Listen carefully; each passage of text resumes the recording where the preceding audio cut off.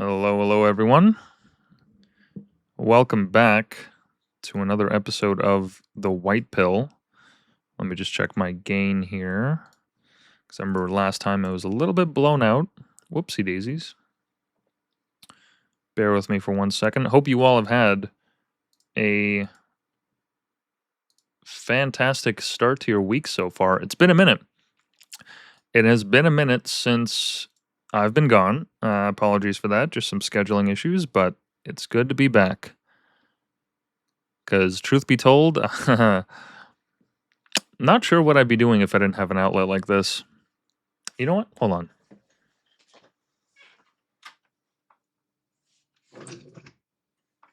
Apologies, just had to turn the fan off. Yeah, not entirely sure what I'd be doing because regardless of the views or what happens to this show, it's good to just have an outlet because this is the state of affairs in Canada. It is beyond laughable, and I guess that's what today's episode is for the most part. That is the plan, to finish the last episode where we covered the Liberals' year in review. Last time we did a solo show, anyways. In any case, a lot has been happening as of late, including the by-elections that have given me pause. Not in a serious or dramatic way, but just it more so in the how every day you're reminded with this onslaught of news and everything that happens in politics in Canada that you're getting raped. And some Canadians are actually so hypnotized that they have come around to like enjoying being raped. It's weird. It's kind of like how women have that same instinct, like hold me down and know that you can kill me, but don't, and hold me tender. Like you know what I mean.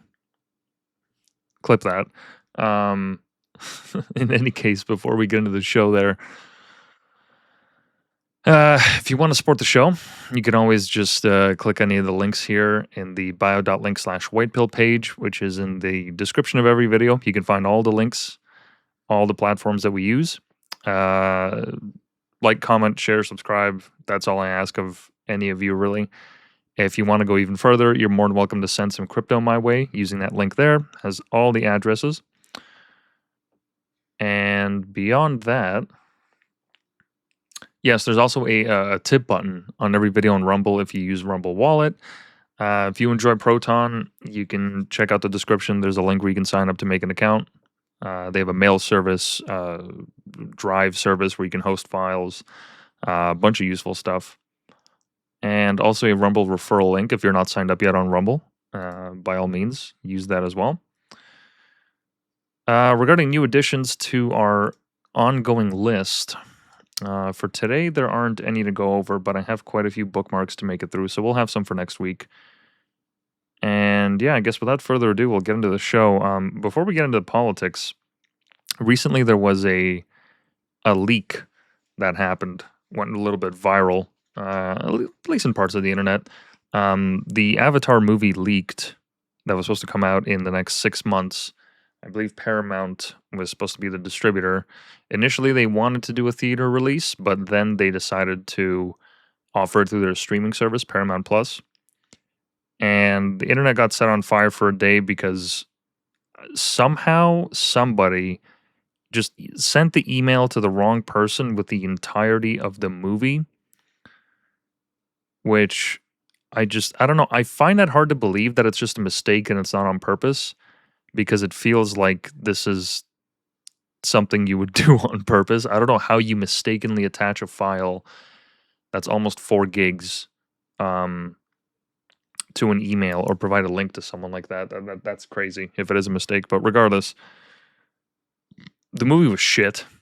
What an utter disappointment. It is, it is yet once again, another reminder of how raped we are. And I don't mean that as Canadians. I mean that just like as a people. Because this movie, without any spoilers, basically, they go on another Team Avatar adventure for an hour and a half. introducing all these new characters, no callbacks to any of the old. It just felt like this soulless, weird attempt at like recapturing the same feelings that people had when watching the old show. And look, I get it. They can't they can only do so much in an hour and a half. But I feel bad for all the people that worked on it, because not only now did it get leaked, but it's a flaming piece of shit. Like I do not recommend. Gee, fucking Christ! Someone's having a party outside. Um, I do not recommend watching it. Do not waste your time. Don't look for it. It's not worth it. You're better off just reading the synopsis. But the reason that I say that it's a reminder of how raped we are is because all these remakes, all these attempts to capture the nostalgia of the old, they all inevitably turn gay. Just not gay as in homosexual, but just stupid.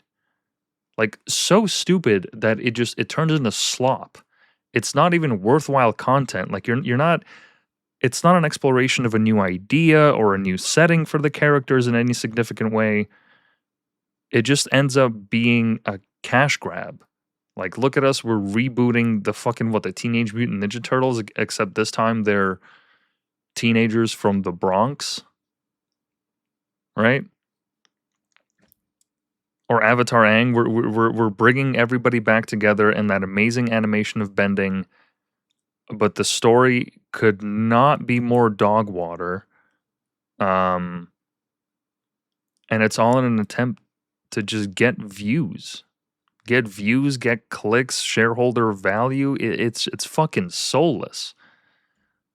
Which honestly, like in a way, that's why I'm partly excited for AI, because now somebody's going to be able to take that entire movie, put it into some kind of a pipeline, and say, hey, use the exact same art style, generate new scenes, and make the story actually good. Because my God, that was a piece of flaming shit. I'd much rather see an AI scraped, fucking generated film based on that movie than that movie. And so many others, too. I mean, this is a topic that came up in conversation today. I was talking to somebody in Discord, and I brought up this idea that we are every single day living with the fact that we have to shield ourselves psychologically from all like slop in your life. You have to create a barrier, a mental barrier of some sort. If it's not advertisements, then it's the news. If it's not the news, then it's podcasts. If it's not podcasts, then it's social media. Just getting waves and waves of slop. And what that does to a psyche, we're not going to know for a couple of years, but it definitely can't be good. It definitely cannot be good that the cost to create and share something and have it go viral is so low that the common denominator is just how many clicks it gets, how many views it gets, and that becomes the threshold for whether something gets attention. And I understand that's how life works. You know, anything that's popular permeates the culture. I'm not ignorant to that. But just the sheer fact that like millions of dollars are going into this industry, you know, it's one thing for someone to make this video at home, you know, or make this movie at home, animated at home, fine. Right? But we're talking about studios. We're talking about like boards of directors overseeing the promotion, the launch, the directing, all these different facets of these pieces of media that resemble who we are as not only a culture and a nation, but as a species. And I can't help but feel that we're just overwhelmed by slop. It is just absolutely fucking disgusting. A lot of shows today that I see, the focus is on either just like gratuitous violence for its own sake, or sex, or drugs. There are so many shows that dip their toes into this. I mean, Jesus Christ, Euphoria is getting a season 3. Like, what the fuck, man? What the fuck?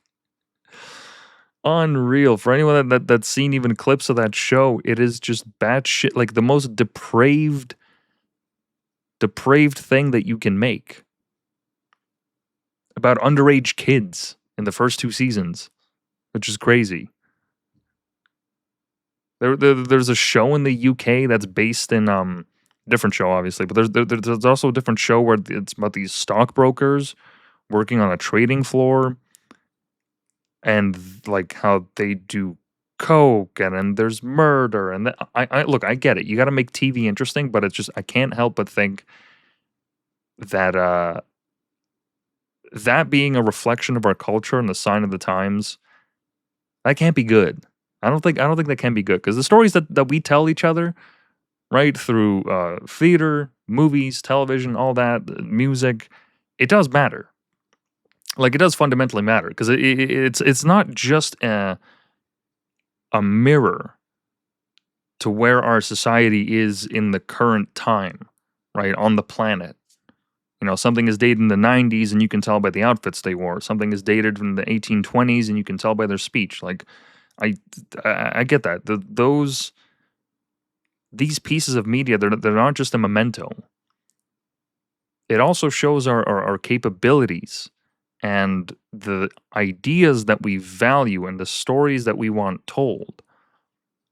And I'm not saying that television should only be about, I don't know, the Bible, fucking 90s Disney movies. I'm not saying Return, right? That we need to be watching reruns of the Waltons or something, you know, that always has to be wholesome.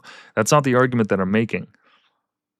The argument that I'm making is that the kind of media that we not only consume but produce as a society, it has an effect that we can't really see as a cultural effect, and that changes the energy and the focus and everything that we have, the attitude towards life. Right? If you listen to nothing but just gang rap, drill music, what have you, like 24/7, just give that a try. It's going to make you feel a certain way after a week. Okay? It's going to make you feel a certain way. Try listening to classical music. You know, the reason that that you ever hear classical music being played in areas where there are homeless is because they want to get rid of them. Because the homeless can't fucking stand classical music, and that's not me making it up. By all means, take the time to just look into it. Why certain stores in certain areas play classical music? It's to get rid of the homeless. They literally cannot handle listening to something so beautiful because in their mind, they have a fucking Yosemite Sam or whatever on repeat, freeze frames playing every 3 seconds, reliving the traumatic childhood they had, or whatever they're thinking about. Okay? And classical music is like the antidote to that, and they can't handle it, so they gotta move away from the area. You know what? Fuck it. We'll fact check it since we're here. Might as well. Is it true that businesses play classical music to deter homeless activity? And there were a couple of stores that did this. I remember a couple of years back that made the news and they got in trouble for it. And it's like, well, we kind of need clientele to walk through the front doors. And we can't have that if dudes with needles in their arms are passed out across the sidewalk. Yeah, here it is. 7-Eleven stores. Multiple locations in LA, Texas, Austin, Ohio, Florida, New Mexico, Washington, and elsewhere have installed speakers to blast classical or opera playlists 24/7 during peak problem hours. Franchise owners have cited harassment of customers, shoplifting, and loitering by homeless individuals as the reasons. The chain reportedly tested and shared this approach since the 1980s. Walgreens, locations in Chicago, Tucson, Las Vegas, and other cities have used outdoor classical music loops to deter vagrancy and panhandling. Public transit. The Los Angeles Metro played classical music at stations like Westlake MacArthur to stop homeless people from congregating or sleeping on platforms. Okay, so the media that we consume matters. It has a physiological effect on our bodies, and this isn't the only proof.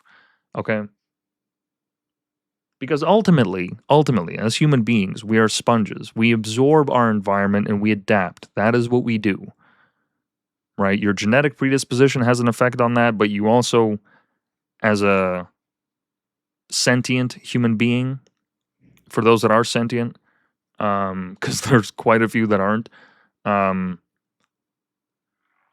we make our choices accordingly based on our environment. Music and media, it makes up our environment. So just to bring it all back, when I see shit like the Avatar, the signal that it sends me, right, the interpretation that I get is that, okay, they hired, I don't know, dozens, maybe hundreds of animators who, by all means, like, did a fantastic job. Let me just say this.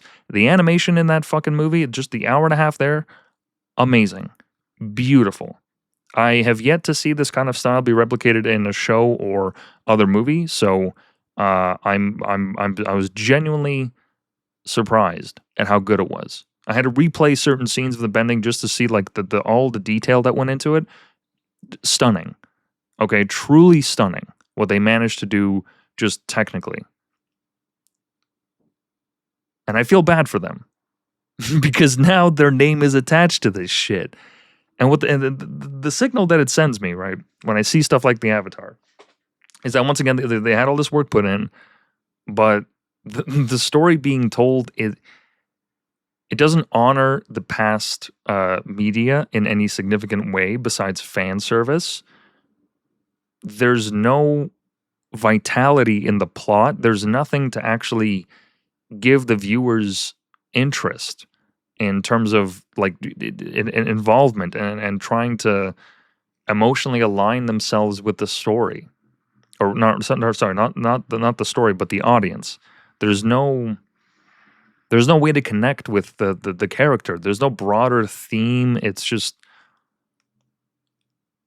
just falls flat on its face. And for those that like haven't seen it, I don't recommend watching it, but if you do, don't be surprised because it was thoroughly disappointing, and I'm really just sick and tired of seeing shit like this be pushed on us all the time. And I'm glad the leak happened.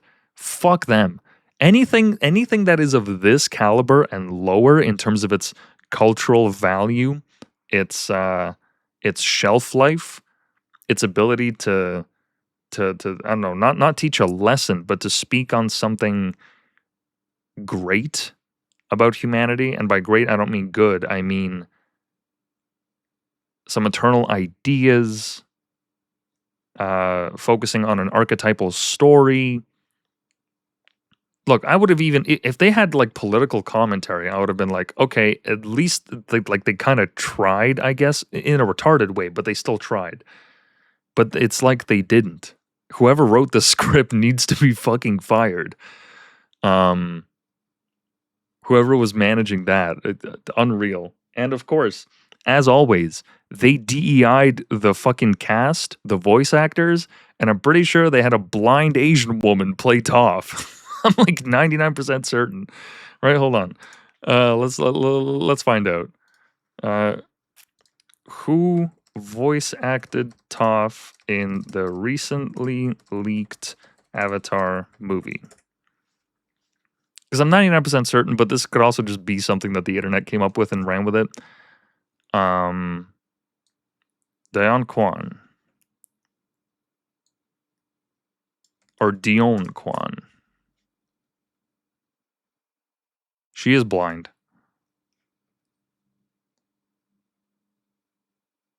Wait, hold on. She's blind, but she's never... She never actually did the original Toph voice. Cool. So yeah, they just hired a blind Asian woman to play Toph. That's funny. That's fun. I don't know if they hired her for her voice or because she was blind, but either way, wow, amazing. But yeah, when I see media like this, it's just it's sorely disappointing. And look, I'm not expecting the producers over at Paramount to generate the next Bible, but when I see soulless content like this, it makes me so, not extremely disappointed, but just disappointed that like this is what we're okay with. This is what we're fine. This is what the executives think of us. that we will actually watch this fucking slop. Like, unbelievable. Like, that's really part of the reason why I torrent most of my movies. Because I just couldn't give less of a shit. I don't want to donate any money to these people and take a chance that it's going to be good. I mean, shit, the recent fucking Peaky Blinders movie, my God, for anyone that watched that show, what a sore fucking disappointment. I don't know what they were doing either. I have no fucking clue. But in any case, we're getting a little bit off topic here. Yeah, just wanted to rant a little bit. I can't stand disingenuous attempts at making something beautiful. That's what it is. I can't tolerate it.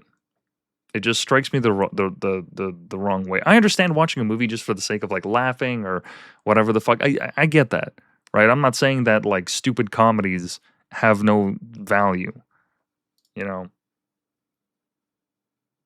But this was just ridiculous. This is just ridiculous, and so was most of the box office. Really, I like Sinners. What was all that fucking drama during the Oscars or whatever the fuck they had, the Golden Globes, where the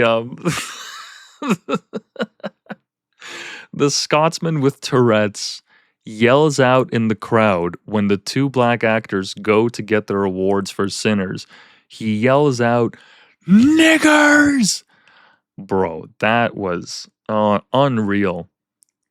Unreal. What a legendary tick. Good timing, man. Good timing on that Tourette's. Fucking incredible. Is there there's gotta be a clip of that, right? Come on, YouTube. Scottish Tourette's. Sinners. Is there a clip of that? There's gotta be a. Oh, no, this is fucking Inside Edition. They're not gonna play it. Oh, here it is. It was for BAFTA awards. Okay, let's get some audio here. Let's get some audio here.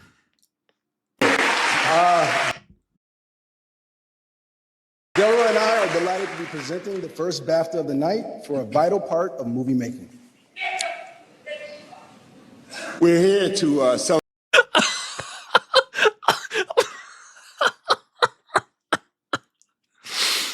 Like, he waited for the perfect time. He waited for the perfect moment to do that. Holy shit. What a legend. Look at their facial expressions.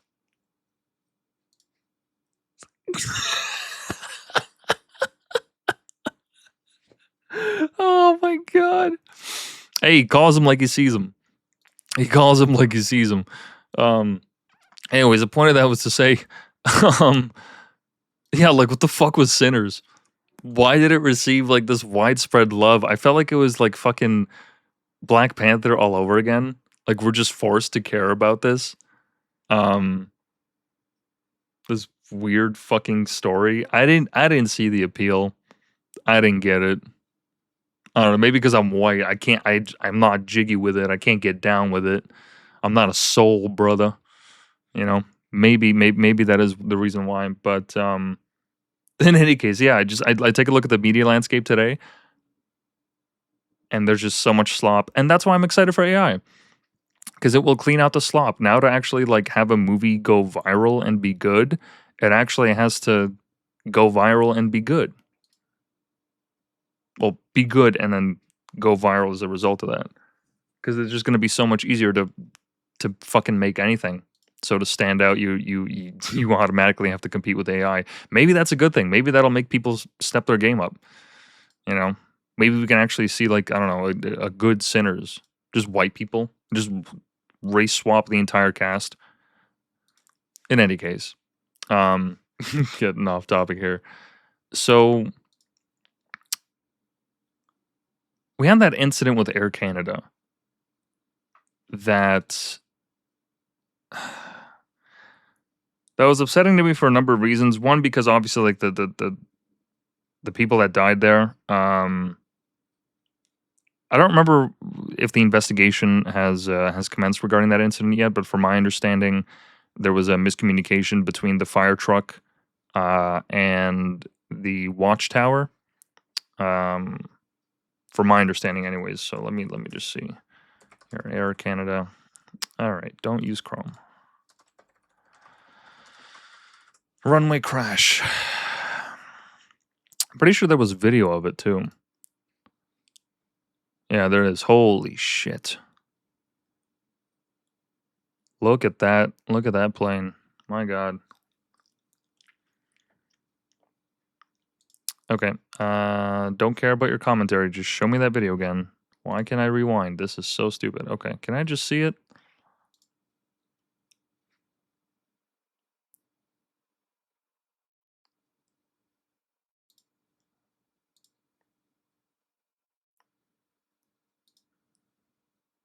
There it is. In any case, the important part of the story, when I'm not saying this callously, because obviously, look, rest in peace to those people. That's fucking awful way to die. So stupid too. Like, you're already at the airport. You're not even in the air. Nothing malfunctioning. It's just an issue with drivers or organization. Whoever's to blame. That's not important. But the reason that the story is important is because following the incident, the Air Canada CEO came out and essentially, it wasn't a formal apology, but it was essentially acknowledging the incident and saying supportive words to those affected and what the company's going to do. He was making a statement as to what happened, what transpired, what information they have for the investigation, so on and so forth. And he wasn't. I don't remember if he actually said the word sorry, but he was essentially trying to empathize with the people that had lost their loved ones as a result of that incident. And because he didn't do it in French, the Quebecois were up in arms. So the political leaders, people in the establishment there, and a bunch of people on Twitter too, were extremely upset. And it's not that I was confused by it. It's by them being upset. I was confused at why they thought this was the time to focus on that. Like, the bodies hadn't even been buried yet. The incident had just happened like only a couple days prior. And the thing that they were upset at was not that it happened, but that the apology wasn't in French, which seemed very strange to me. Once again, it turns out, right, because Air Canada is technically, they're not a crown corporation, but is Air Canada a crown corporation? No, I don't believe it is, because we do have other competitors. Yeah, it's the largest airline in Canada. Yes, I am aware of that. They don't have a monopoly per se on the airline business in Canada, but they own a huge share of it. So yeah, they're not a crown corporation.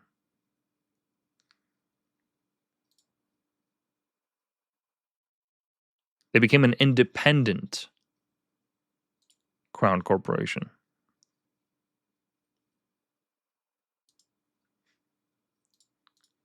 Not sure how that separates them from being a crown corporation, but in any case, splitting hairs here. And so as a result of that, because he technically works for the government to an extent, the CEO is obligated to learn French. And apparently there have been issues in the past where he had either made announcements or done certain things that upset the French because he still hadn't adequately learned the language. He said he was taking lessons, or that he had done so. He had proved so. And frankly, I really couldn't give less of a shit. Like, I really couldn't. With all due respect, of all the times to bring this up, that he wasn't learning French, that he wasn't speaking in French, that it was somehow insensitive to the families. Like, they were using the families as political cannon fodder, which, holy fucking shit, what a disgusting thing to do in a time like that.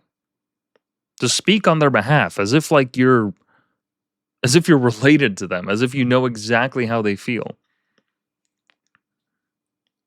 And the people that spoke out in Quebec about that, I don't understand why that reaction took precedent above everything else, and this fucking uppity attitude that Quebecers have towards this issue.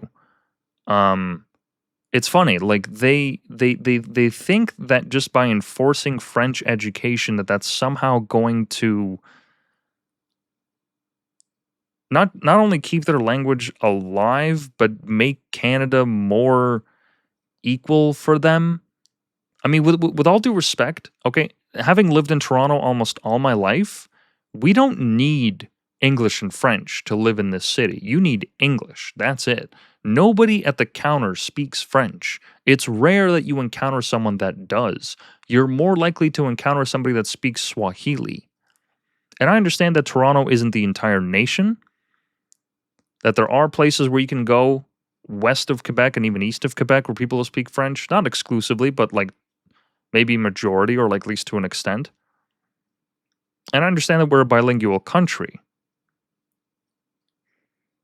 But with all due respect, anyone that actually went to like a normal high school in any normal city that took basic French can't speak it. The majority of what we learn is through worksheets. The atrocious fucking butchering of the French language that happens in public schools, my God, it is disgusting. I remember so many times we're just sitting there in class and we're just listening to the kid, je m'appelle, just like could not fucking pronounce it or speak it properly. And the teachers couldn't give less of a shit half the time. That's not how you learn a language. That's my point. That's not how you learn a language. That's not how you embrace French culture. You know, that's not in any way how you get the point across. Oh, okay, so the Air Canada CEO, let's say he did speak French. That makes it somehow better. What happened in that crisis? That somehow erases the pain of the families of the victims?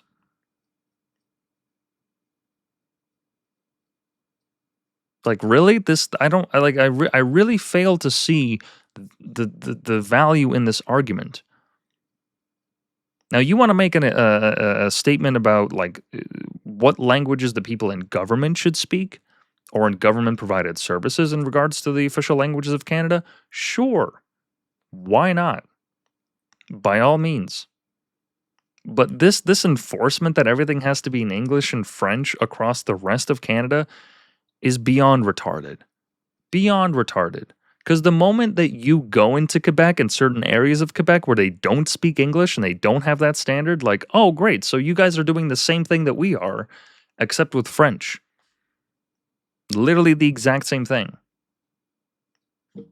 Like, good luck going into a small town in northern Quebec and finding somebody that speaks English. Good fucking luck.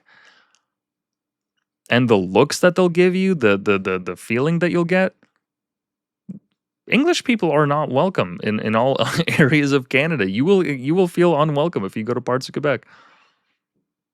Yeah, genuinely, they will make you feel like an outsider, even if you're trying to speak their language. It's ludicrous. This standard that they put on the rest of Canada that they expect for us to follow. Like, with all due fucking respect. With all due fucking respect, that's not the moment when you should press that. It's just crazy. I've become more aware of this, especially after my time and spent some years in Ottawa. But this weird hang-up that they have, and it's not that I don't understand it. I get it. They want to preserve their culture. They want to preserve their history.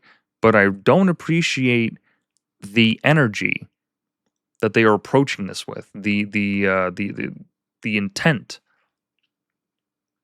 Right, for anybody that saw the debates of the last federal election that happened when Carney was elected prime minister, whenever the Quebecois leader spoke, he basically summed up as, "What are you gonna do for Quebec? What are you gonna do for us?"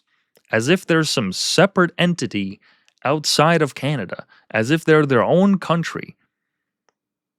Like this fucking higher than thou posturing that goes on in both the political landscape and the social landscape in Quebec, that they are somehow so uniquely different that they are their own people. Okay, then leave. Then leave Canada. Stop giving equalization payments, or stop rather receiving equalization benefits from the Canadian government. Become your own country then. Like you don't get to be in the union that is Canada and then also have this, oh, but we're different. We're separate. We're a secret third thing. You either secede or you don't. Like, fucking pick a lane. They voted for that back in what, the 70s, was it? Didn't go through by like a margin of, I think, like 1% or something like that. Didn't go through. Okay, so now you're stuck with us unless you're going to have another referendum. But they want to pretend as if they are so uniquely different and that if you don't abide by their customs, you cause them some great offense. Fuck right off. Especially for the Air Canada incident. Like, fuck right off. People aren't even buried yet, and this is the concern that they're raising. This is what Quebec is saying, what their political establishment is saying. That the CEO of Air Canada should be fired, and since then, he has retired. Mark Carney even made statements in support of that. Oh, that it's really unfortunate. It's tragic, and he knows better. Like, really? You're going to make the CEO of a company stand down? You're going to put all this political heat on him? For what? To what end? I'm so confused. Whenever I take the fucking TTC, I have to sit there, listen to the English phrase and the French phrase. But guess what? Whenever the conductors are speaking, they're not speaking in French. They're speaking in English. It's literally just because of regulations that they have that. All of our labeling on all our products has to be English and French. You can't see it, but this Arizona here, okay, there's some text in English up here and then some French right below it. Every single thing, the ingredients, like living in Canada, you have to, like, you train yourself where to look on the label for the English or the French language. If you see French, we got to flip it over and then you see the English on every single fucking product, to the point where during COVID, I'm 99% certain that I remember this properly, but let's fact check it because we'll hear. Is it true that during COVID, Canada ran out of Tylenol/aspirin because federal regulations prohibited labeling without French translation?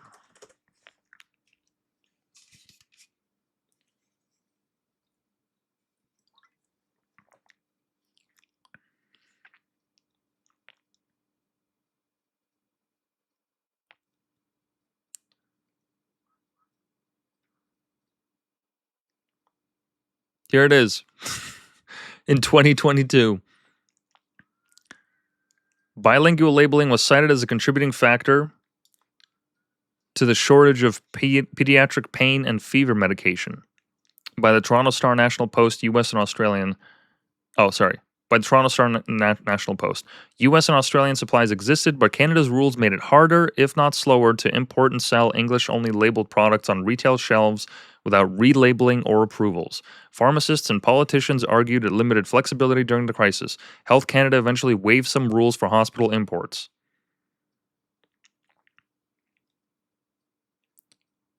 However, experts and Quebec sources pushed back. The main drivers were surging demand, fragile global supply chains, and manufacturing issues, not bilingual rules alone. Some Quebec pharmacists explicitly said bilingualism wasn't the root cause. Health Canada noted high demand from circulating viruses as the key issue. Yeah, it's not the key cause, but it doesn't help that our federal regulations, they force everyone to have both English and French labeling, even though the majority of the country speaks English. Okay? Speaks English.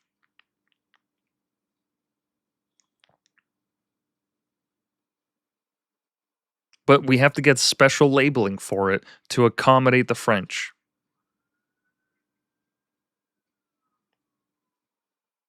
Labeling was a real aggravating factor for retail availability, but not the sole or dominant reason demand spikes were bigger.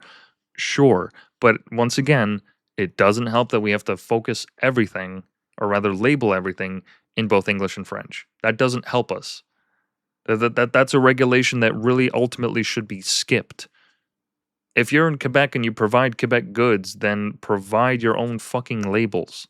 Label your products so that the people around you can understand it.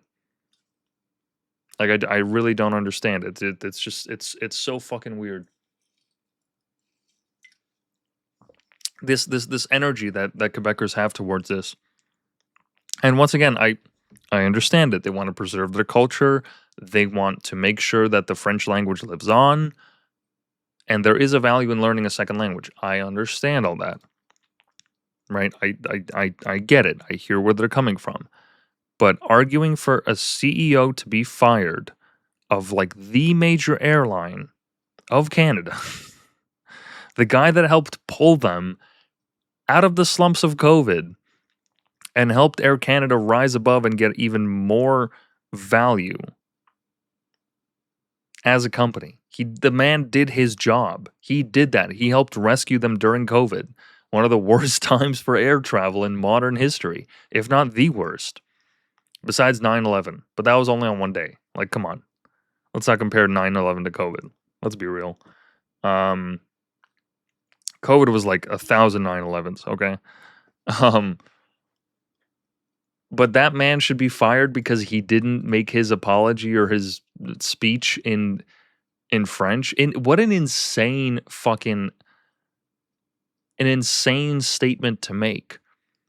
There are some parliamentarians right now who can barely speak English. There's a couple of Indian MPs that I've seen speak, and my fucking God, you can't understand a word that they're fucking saying. Like, at all. It might as well be a different language. And they're going after the Air Canada CEO. Like, incredible. Good job. Good job, Quebec. Like, and here's the fundamental point. Regardless of my own personal feelings about Quebec, which by all means, I've only had positive experiences there. Montreal is beautiful. Gatineau, just across the river from Ottawa, is fine. Spent some time there. It's fine. The people were friendly. I didn't have any issues with anyone there. Even though I didn't speak the greatest of French. Never had really any negative interactions with them. But my problem isn't with that or my own personal experience. It's with this energy that they have, and that, like, how do you expect Canadians, more importantly, how do you expect the Canadians to actually care about your cause, to care about the advancements of your, as they say, their peoples, right? Their historic ancestry. How do you expect Canadians to care about that if this is the approach that you have? That anybody that doesn't follow the rules needs to be fired, ostracized, made fun of. Like, really? This is your approach to it? Okay, like, good luck being assholes. Like, good fucking luck. Because guess what happens? Then the rest of Canada just does the bare minimum. That's partly why I would imagine partly why our French education is so fucking ass. So ass. My God, like, just absolutely retarded that we have to live under this threat. I've even heard, supposedly, I've heard people make claims that apparently in the Canadian Armed Forces, it makes a huge fucking difference if you learn how to speak French. Huge fucking difference in your ability to move up the ranks. Huge difference. Even though English speakers don't get those same privileges. Insane. In any case, yeah, just needed to speak on that because this relationship that we have with Quebec, God, we need to figure that out. We need to figure, if you want to be your own country, fine. Be your own country. Have that vote. Leave. Stop taking all the tax dollars that Canada, the federal government, and the rest of us invest in you. Stop taking it.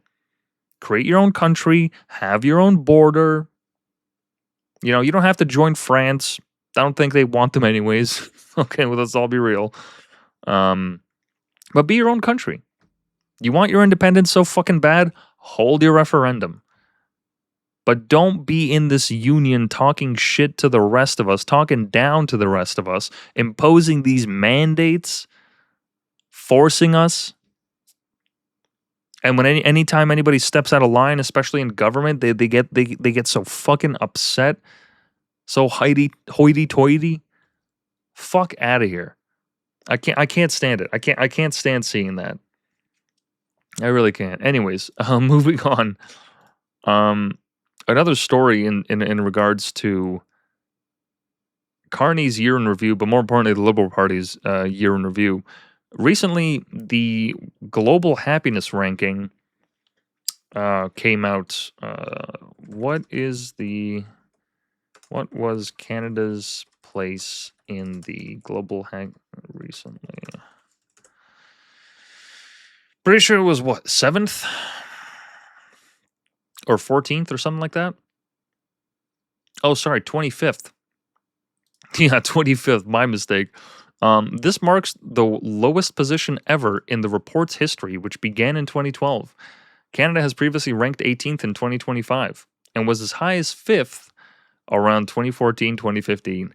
And guess what happened in 2015? I'll give you a guess of who became the prime minister. Yeah, okay. Interesting.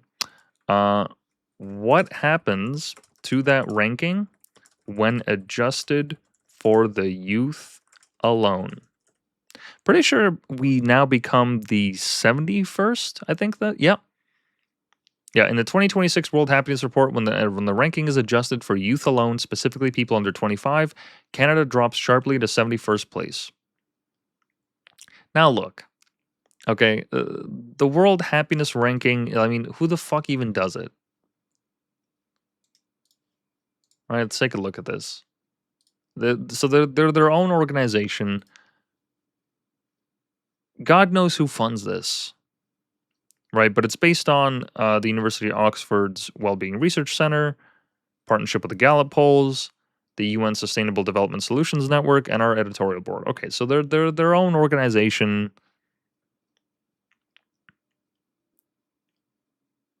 They work with the UN.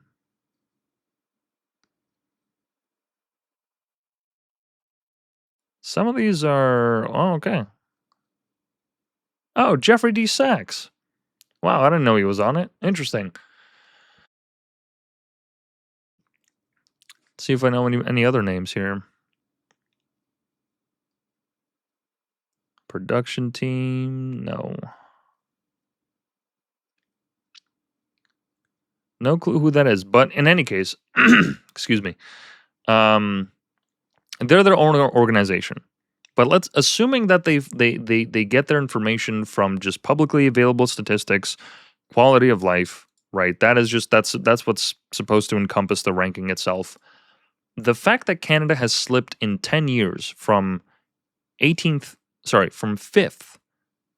to 25th. We've slipped 20 places. And what is the actual what is the ranking?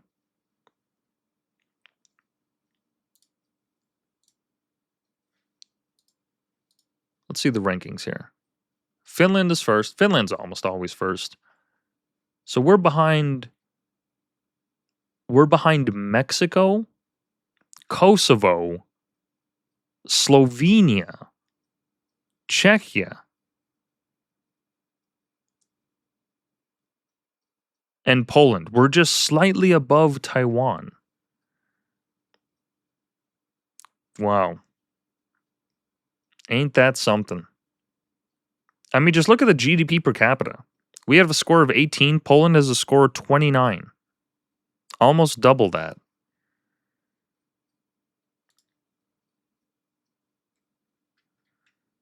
Fucking insane. Insane. I mean, look, if that doesn't tell you where the state of things are in Canada, I really don't know what will. We've always had this reputation as a happy-go-lucky country, or we have had for the longest time, anyways, up until recent.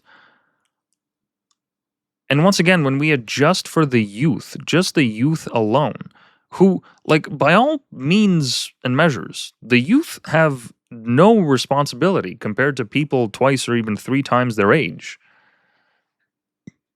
What responsibilities do they have? Go to school, come home, do some extracurriculars? I mean, realistically, living in a developed country, what do the youth have to worry about? Their social circles? They don't have a job. They don't have rent to pay. They don't have to have their lives figured out. They're still living with their parents for the most part. What actual responsibilities do they have? These are supposed to be the most carefree and happy people. And yet our youth are 71st in global happiness rankings.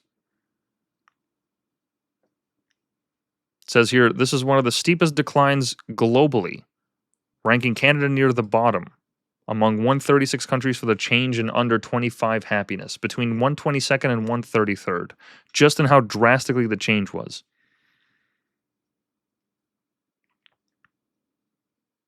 Young people in Canada were once among the happiest age groups domestically. They are now at the least happy cohort in the country because of how fucked we are, how raped we are. I mean, absolutely, genuinely, undyingly raped. Like, actually raped. And I mean, like, the definition of rape. Having something, a violent act perpetrated upon you without any choice or agency in the matter and leaving long-lasting scars that you have to live with for the rest of your life. Yeah, I'd say that's an apt description of what the youth are facing in Canada right now. I'd say that's pretty close to the lived reality.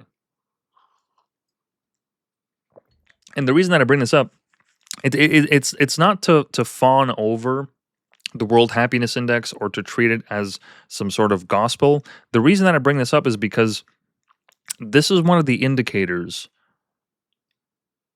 one of the canaries in the coal mine, of which there have been dozens throughout the years, that really should signal to the political class that if they don't do what needs to be done, if they don't actually seize the moment and understand the time that we live in as Canadians and act accordingly, if they don't do that in any genuine or realistic way and it's just a power grab or selfish political machinations, things are going to go very, very, very bad for everyone. Right? This is the black pill. And I've mentioned this report before that the RCMP leaked some years ago, where they basically said if Canadians knew how fucked they were, they would revolt. And at the end of the day, like, you don't have to be an accelerationist, you don't have to be a doomer to have this perspective. But if you just look at history, any time that there has been a moment where the youth, the people that have the most energy, the most time on their hands, the most vitality, right, the most to lose. Because in that moment, that when you're young and you're between the ages of 18 and let's say 30, right, that entire decade, if that part of your life is wasted dicking around and fucking around, you are going to find yourself potentially homeless or taking on a ton of debt or just being late in certain life goals that you really should have reached earlier. And if you don't do that, then you are now behind.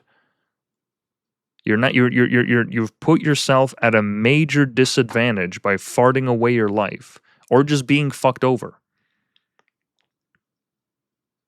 Right? And when I say that they have the most to lose, I don't mean in the sense of like assets or finances or family-wise, what have you. Like, 'cause as I said before, these are the people that have the least amount of responsibility compared to the older generations.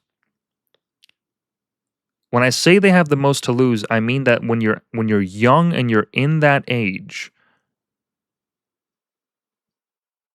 you have the possibility of discovering something new, creating something that has never been created before. I mean, just about every single person throughout history that has ever done anything, for the majority of them, It happens in their youth, when they're 18, when they're 20, when they're 25, what have you. I'm not saying that great explorers or inventors don't come about, in their 50s, 60s, 70s.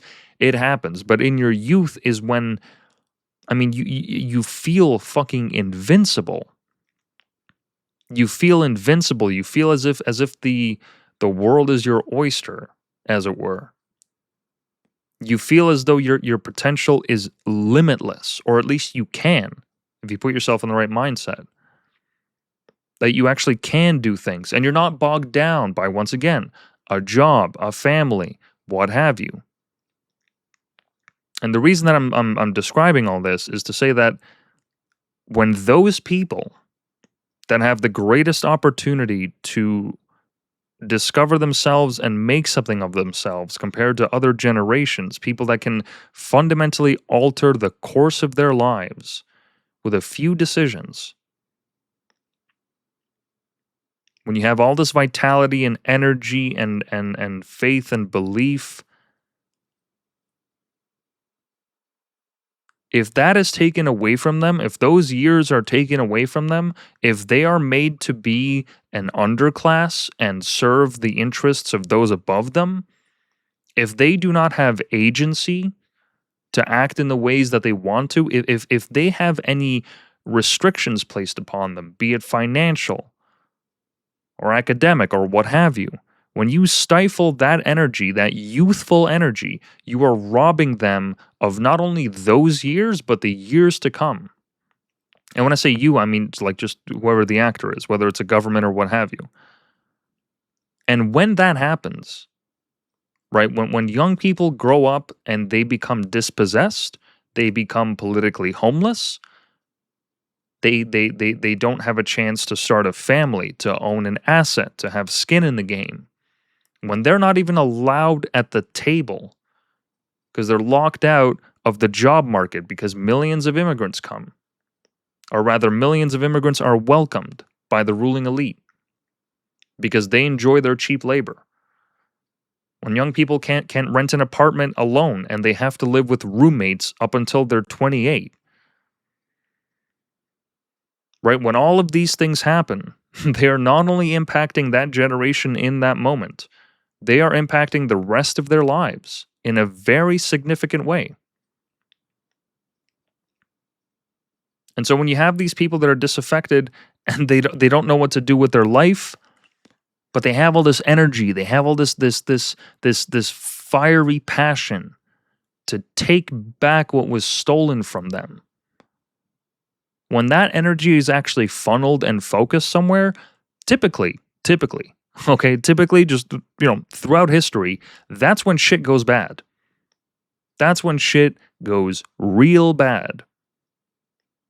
Go watch the fucking BLM riots, okay? If you want an example of that, go watch highlights of Mamdani's campaign in New York recently. Go see what Occupy Wall Street was about.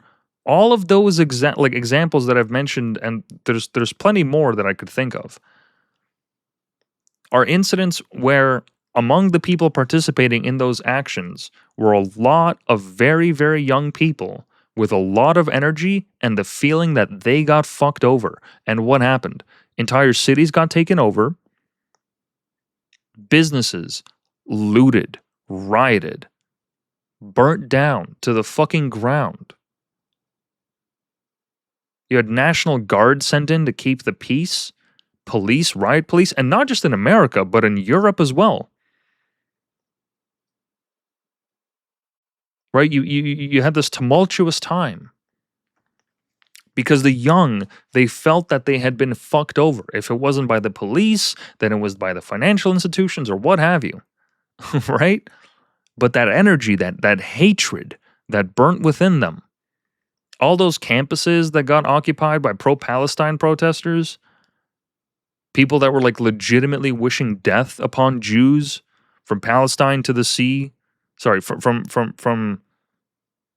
what was it, from the border to the sea? Palestine will be free. Some shit. I don't even remember the phrase.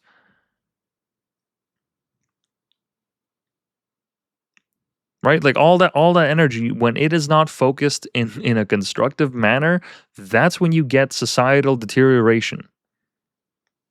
That's what happens. And if it's not because of open revolt of action in the streets, then it happens in decay. Because if young people don't even have a chance to buy a house, to rent a decent apartment, to afford somewhere to live, guess what? Some of them are going to become homeless. Some of them are going to be stuck working minimum wage jobs, 2, maybe even 3 of them. Some of them aren't going to make it. They're just going to struggle for potentially decades. Right? And then what happens? All that youthful energy that your country would ordinarily be able to use as a resource to lift itself up, whether it's through startups or new technology or what have you, right? When that happens, guess what? Your GDP per capita drops. Your tax revenue drops. The social services that people rely on start to degrade. These are all very, very, very negative things that we're seeing happen in front of our eyes. Why is it that in Canada, one of our greatest exports in Canada is that we have graduates from the top engineering school in all of Canada, and certainly among all of North America, Waterloo University, or University of Waterloo, rather. They are one of our biggest exports. The moment that they get a gig from Google, Facebook, Amazon, what have you, they move to the States. I know quite a few smart people that like were coders in school and wanted to be developers, and as soon as they did that, they went to work for the States. Why? Because Canada isn't competitive. We don't have the same startup environment. We don't have a business-friendly environment where Canadian youth feel welcome to take out loans, to take risks, to spend sleepless nights doing that. Why would I bother doing that in Canada when in America it's just so much cheaper and it's right there? So that's why this global happiness ranking matters. That's why fundamentally it matters, especially for the youth. The youth are among the most vital of resources for a country, because how you develop the youth will reverberate for generations to come. I mean, we have not yet seen what happens to the generation of kids that grew up during COVID that went to those schools where they were forced to mask, to obey. What happens to them when they grow up? How anxious are they on a daily basis, I wonder? What's their facial recognition development look like? How are they with social awkwardness? Are they able to be competent? Are they capable? I'm sure they will be, but they're going to be stunted. And they're not the only ones. That's why this global happiness ranking matters, especially for the youth. So, if that says anything about where Canada has been going for the last decade, I mean, just the sheer fact, I mean, in 2014-15, for the World Happiness Ranking, we were 5th, and now we're 25th on average. And then when you adjust for youth, we're 70th. And then when you adjust for how steep of a decline we had, just how rapid it was, we are ranked between 122nd and 133rd among dead last. I mean, is it really any surprise that this is where we're headed? Just it's like managed decline. I've heard some people call it managed decline, as if it's planned. It seems as though it almost is. Like, geez, like how could you fuck up that badly? How can you fuck up running a country that badly? that the happiness ranking drops 20 places behind fucking Poland. And that's not a diss at the Polish people. I love my Polacks. All right, I love each and every single one of you. Okay, I love you and your pierogies and your bobrs. But Jesus fucking Christ, like really? They're right beside Russia. They share a border with Ukraine, and they're higher than us? What the fuck are you talking about? That's crazy. That's crazy. That's crazy. Unbelievable. Their winters are worse than ours. Well, depending on where you go in Canada. But yeah, just goes to show you. I mean, this episode was meant to be a dialogue on how do I put this? It's meant to be a dialogue on where the country is, but more importantly, just kind of like not to grade Carney as if I'm giving him a report card, but just to show what has happened in a year from the ruling party, and this party has been in power for the last 10 years. And now they just got a majority the other day, which, I mean, we'll get into that later. But this is just yet another indicator of our managed decline. These people, they keep saying they're looking out for our interests and that they have our best interests in mind and they want to keep us safe and they want to make us productive and an economic powerhouse. And what they're doing could not be further from the truth. And if this global happiness ranking isn't an indicator, then I don't know what is. All right, let's take a look at something more concrete. Okay, let's take a look at something more concrete. Where is my? Oh, I guess yeah. There's another instance. This is an article that came out from Blacklocks a couple days ago, or rather, actually, just is it today? Oh yeah, today is the 14th. Income inequality nationwide has risen to its highest level in a generation, Statistics Canada said yesterday. The rising gap between rich and poor has been relatively stable for decades. Quote, the wealth gap grew throughout 2025 as continued strong financial market gains benefited the wealthiest, wrote analysts. Poor Canadians were negatively affected by weak wage growth, said the report of Distributions of Household Economics Accounts for Income. Stats Can defined inequality as the difference in disposable income between households in the top 40 and bottom 40% of income distribution. The gap climbed to 46.7 points in 2025, the highest since 2005. Net savings worsened 2025 for lower income households as growth in consumption expenditures, especially for housing and utilities, insurance and financial services, and transportation and storage, outpaced growth in disposable income due mainly to a relatively weak gain in employment income. The highest income gap since 2005, meaning the top 40 and the bottom 40, the disparaging difference between these two is so bad that it hasn't been like this in over 20 years. 20 years. That sure is something. That sure is something. Anyways, something more concrete. I don't know what is more concrete than that in terms of how Canada's doing. But let's take a look at another one. This is a promise that Carney ran on in his his campaign, where he essentially said, as a response to Trump's, in part response to what Trump was saying about other countries not paying into NATO, Carney made the commitment that we were going to get 2% of our GDP going to NATO, right? That by 2025, this was going to happen. The way that they did this is not by finding inefficiencies or somehow leveraging the tax revenue. No, the way that they achieved this, the way that they achieved this is that they reorganized what constituted NATO funding.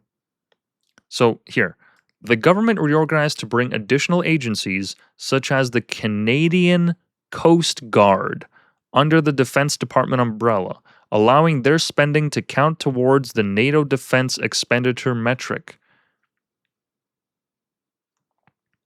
All they did was they just absorbed the fucking Coast Guard into the NATO budget. Or rather, sorry, into the Department of Defense umbrella. That's how they got to their 2% mark. And they used it as a bragging point. I mean, the day that this was announced, they were openly bragging. Canada clears NATO's 2% bar after years of lagging and a last-minute lift. So, the Coast Guard, it gets mentioned like halfway into the fucking article. The benchmark that was partially achieved by an internal reorganization of the federal government, which has seen some agencies, such as the Canadian Coast Guard, some agencies, so there's more than one, moved under the auspices of the Defense Department and therefore counted toward the NATO target. It was also achieved through a substantial pay raise for members of the military and by pouring money into base infrastructure and overhaul. So they care about our NATO spending enough. They care enough about our army. They care so much that it is only when they need to meet their campaign promise, their target of 2% NATO funding, that they actually inject hundreds of millions of dollars. Sorry, $10 billion. Well, $10 billion when they absorbed the department, but hundreds of millions of dollars that they injected into the army. Not because they needed it, not because the soldiers were demanding it, but because they needed to meet their NATO spending threshold. That's how much our government cares about our army. And let me get a lozenge. My got a sore throat.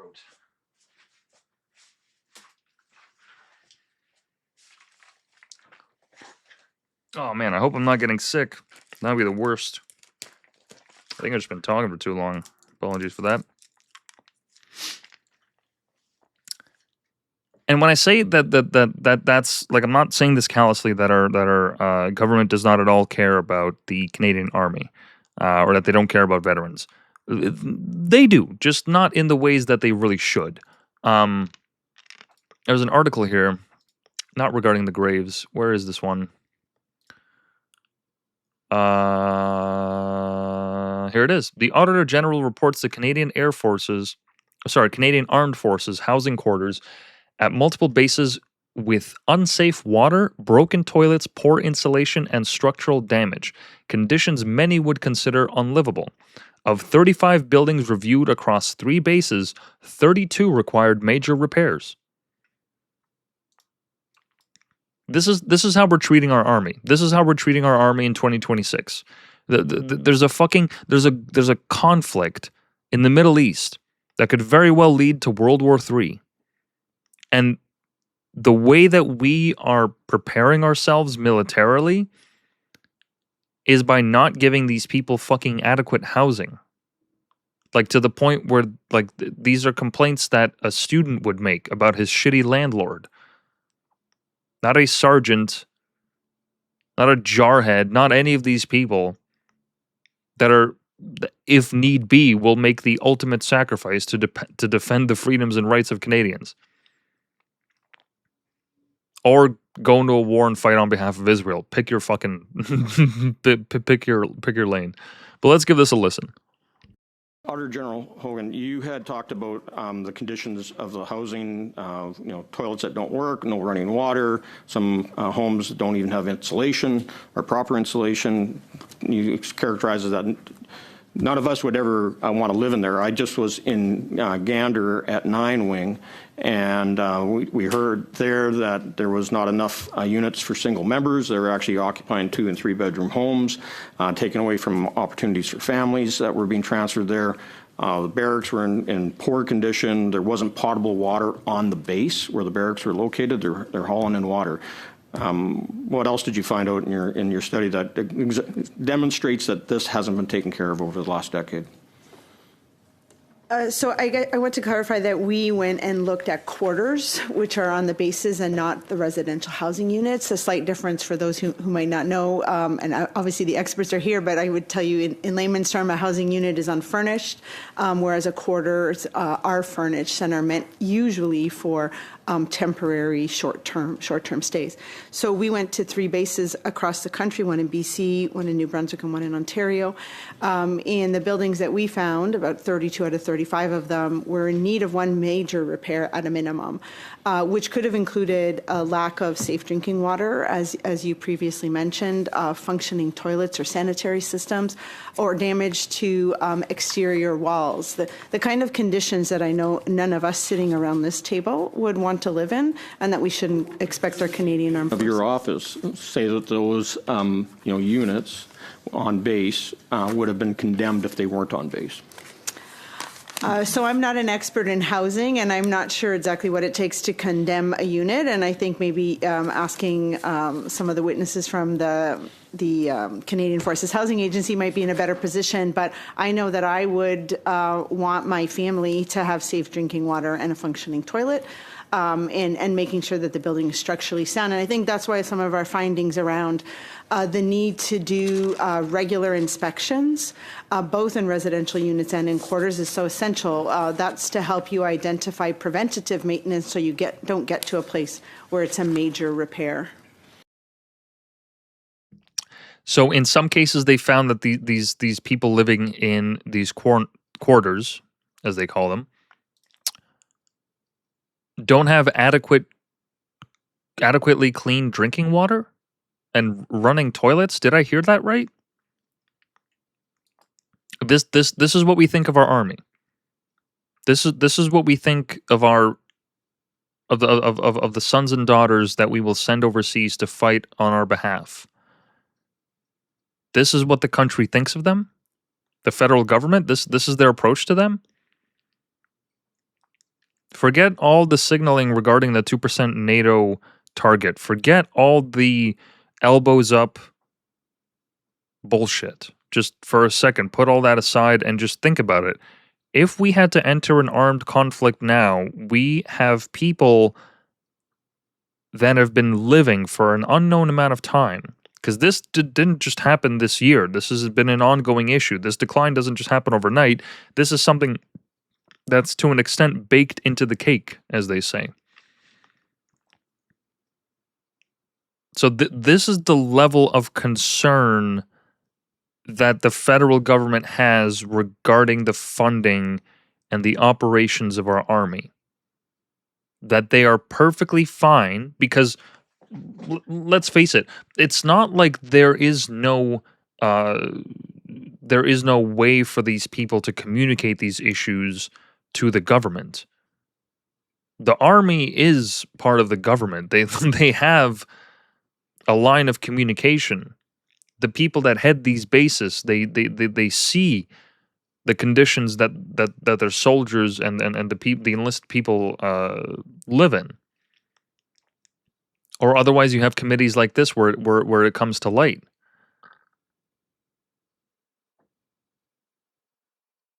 Meanwhile, our government is so preoccupied with messaging and elbows up and fuck the Americans and fuck Donald Trump and all that.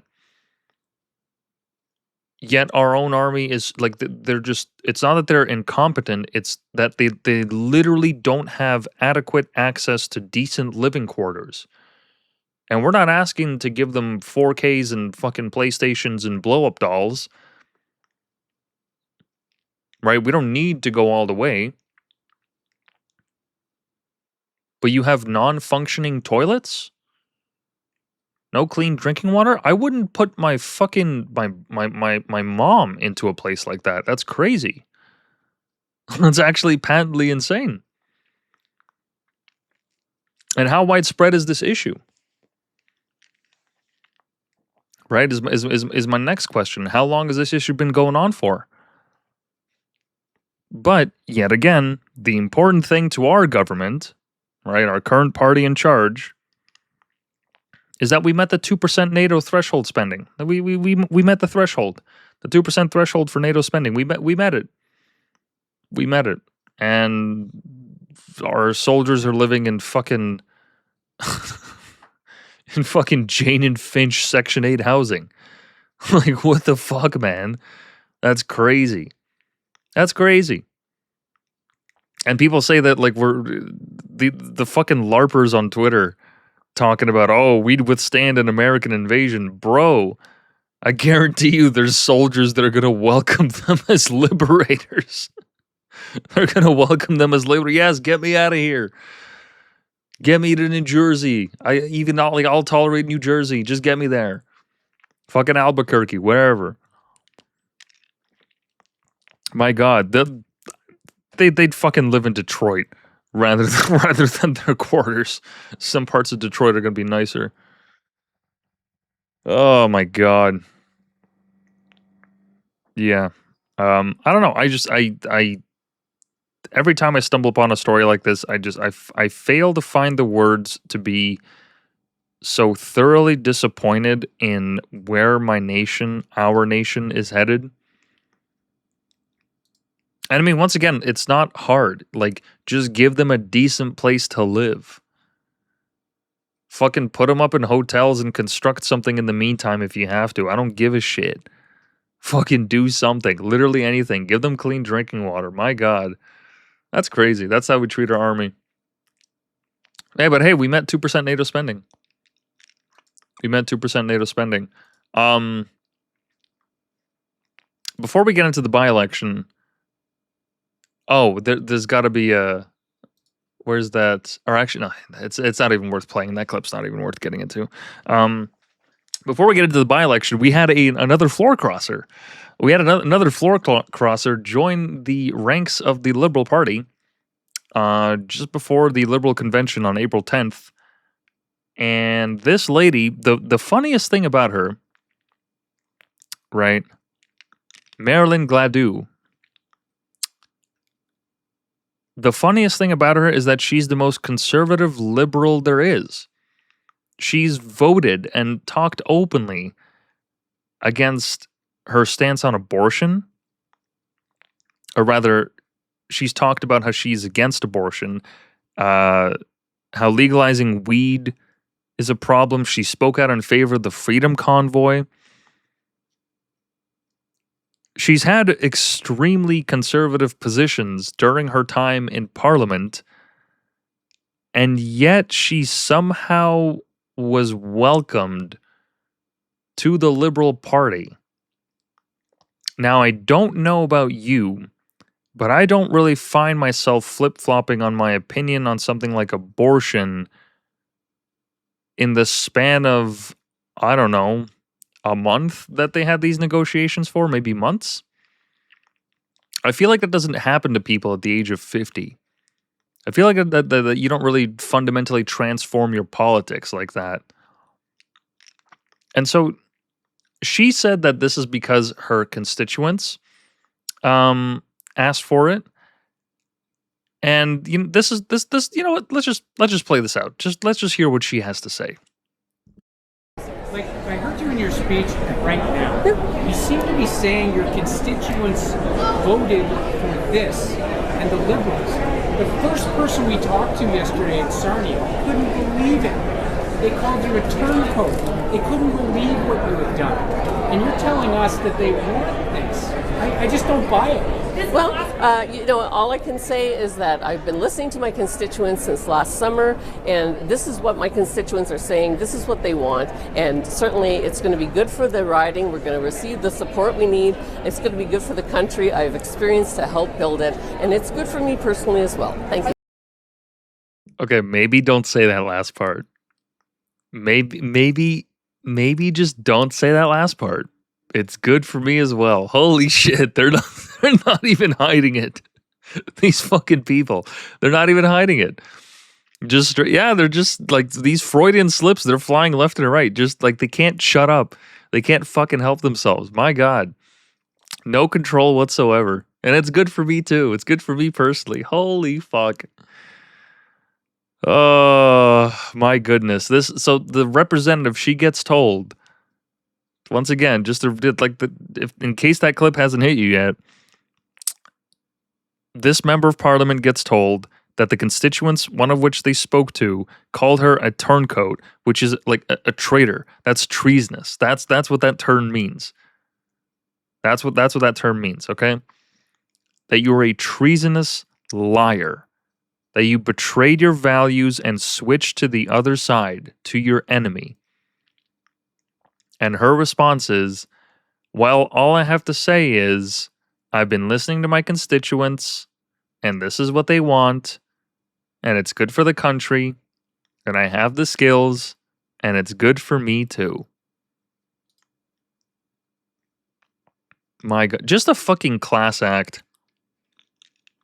Just a class act. And I don't like to focus on entirely on what these people say, but the reason I'm doing this now, it's yet another reminder.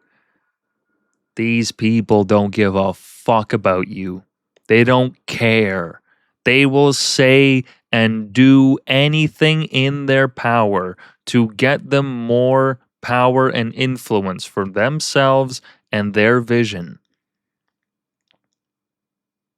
These people will not save you. The government is not going to save you. Nobody is coming to save you.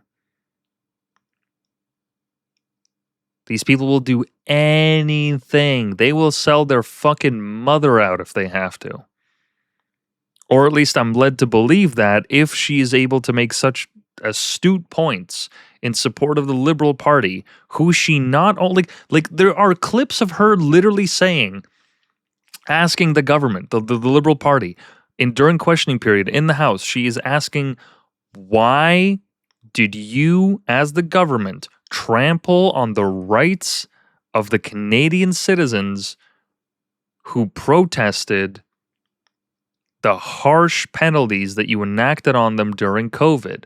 Why did you continue to question and to appeal the Supreme Court's decision? She's gone up in the House and asked them that. One of the most fundamental questions that you can ask of the ruling party. Not just fundamental, but vital, important. The word failed me. The words failed me for a second there. One of the most important unresolved conflicts in Canadian history that still has gone unresolved because it's still before the courts and no consequences have been doled out. And she is doing the work of pressuring the government, or at least she is on record as having done so, and yet she just turns around and joins them. Who paid her, is my question. How much money did she get? Can we get a freedom of access information request going on her text records going back by a month? Can we see those conversations?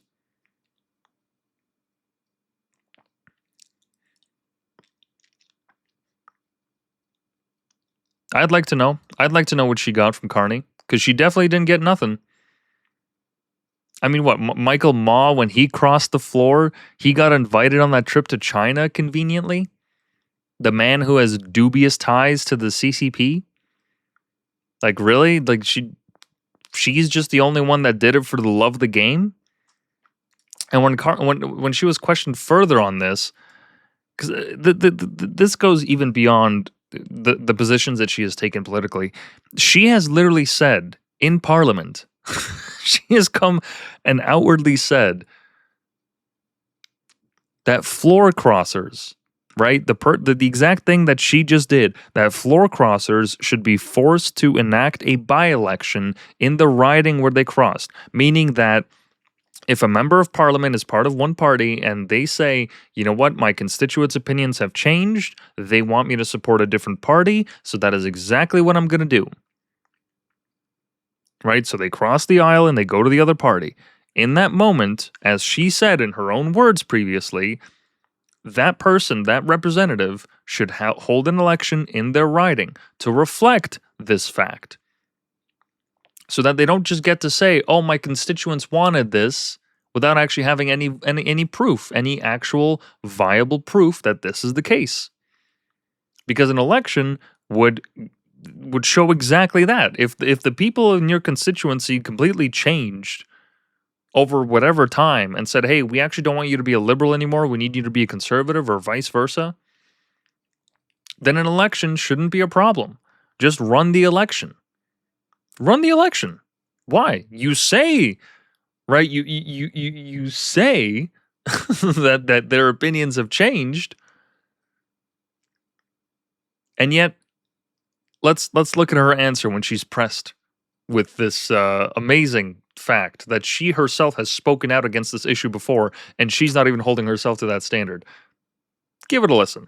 Constituents trust you when you said different things that if previously. MPs cross the floor, that they should run in a by-election. So when do you intend to resign your seat and run in a by-election or follow through on the call? Well, I also said that in order for that to happen, the Elections Act has to be changed. And the Elections Act has to be changed to make sure that people will have to either sit as independents or call a by-election. That law has not been changed. And so when it does, I would be happy to do that. You know you could. Did you ask the Prime Minister to get that law changed so that you could run in a by-election? I've had many discussions with the Prime Minister, but what I'm hearing is from people that are saying, look, this is a critical moment for our country, and we need to get building those nation-building projects, and we need to diversify our trade. We need to address these tariffs that are unjustified in the U.S. And so I'm going to be working with the Prime Minister and the new Liberal team to address those things. Of course, which, like, once again, these people don't give a fuck about you. They will say anything and everything. They will bend over backwards just so that they don't have to be held accountable. Okay? Just to have their position, their influence be the name of the game. This is just yet another reminder. And this is not worth getting upset about. This is just yet another sobering reminder of, once again, yes, we are raped. Like, we Canadians are raped. Because the significance in this story and in all the floor crossers, it's not that these politicians don't care. The greater significance of this, beyond the initial rage-inducing reaction, okay, beyond that, let's get away from the basics. Okay, we've had our tantrum. What does this actually mean? What this means is that politicians in Canada, members of parliament, right, members of parliament can switch teams on a whim, and there are no consequences. So when you go to the ballot box and you are voting for that member of parliament, there is no guarantee, none whatsoever, that they will do any of what they say, or that they will not betray your vote and go for the other party. There is no guarantee of this, no accountability, nothing to hold them on the hook for. Absolutely nothing. If these people were actually afraid of an election, they would not be crossing the floor. Because demographic areas like ridings, okay, they don't change overnight. These transitions, they take years to develop. Like, in order for it to change overnight, you would need to have like an Epstein-style scandal. And even then, they would replace that MP with another. Right, but that riding might still vote for the same party. You would need to have something so damning, something just so absolutely vile and unignorable, intolerable happen to, like, that MP does. They would have to do something so heinous to get that entire riding to change their opinion. Because people don't just change their political opinion overnight. Like I said, these things take years. So the fact that all of a sudden, this lady and all the other MPs that have crossed the floor are making this, they're making this statement that, oh, this is what my constituents want. This is what they want. Every single time they have done this in the last, it's been a year since these floor crossings have started. Every single time that it has happened, the next day, if not for the next couple of weeks, their offices get not harassed, but like people call their offices nonstop. There are protests that happen outside of their offices. They place posters calling these people traitors because they did betray them. You literally switched parties. The people voted for you to be part of one party, And all of a sudden you flipped because of personal opportunity, and now there is no way for the people to hold you accountable to what you do.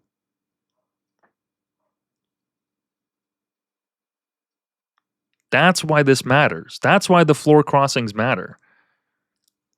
And it's not like, once again, be outcome independent. This is not an issue that's worth getting super upset about or in your feelings over. This is the name of the game. They have established the rules. Okay? The Liberals have gotten a majority in part, a majority government in part because of the floor crossings. Call them cheaters, whatever the fuck. Get the emotions out of it. This is what they do. This is the strategy. And if we are going to play this game, we can either A, push for the exact same policy that she was advocating for earlier, that these people, these fucking floor crossers, need to be held accountable to a certain extent.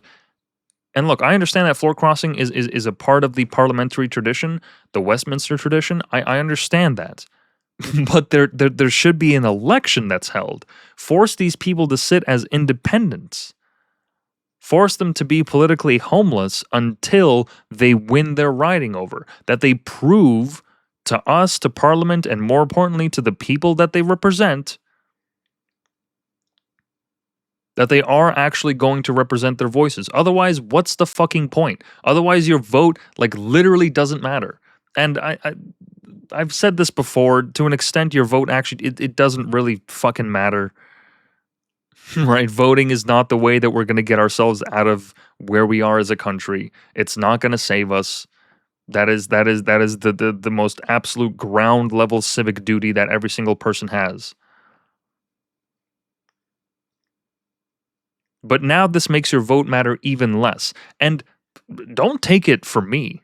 don't take it from me. If you look at the turnout of the 3 by-elections that just went on, the lowest percentage in I think in that riding's history, or among the lowest, for University Rosedale was 33%. Why? Chances are not only because that whole fucking area is just full of geezers and old people, right? Not just because of that and boomers and all that, but particularly because I would imagine people just, they knew that it was going to happen anyways, that the Liberals were going to get the majority. So what's the fucking point? You're not going to beat the red tide. You're not going to have a major swing. The riding isn't going to turn blue overnight. So what's the point of voting?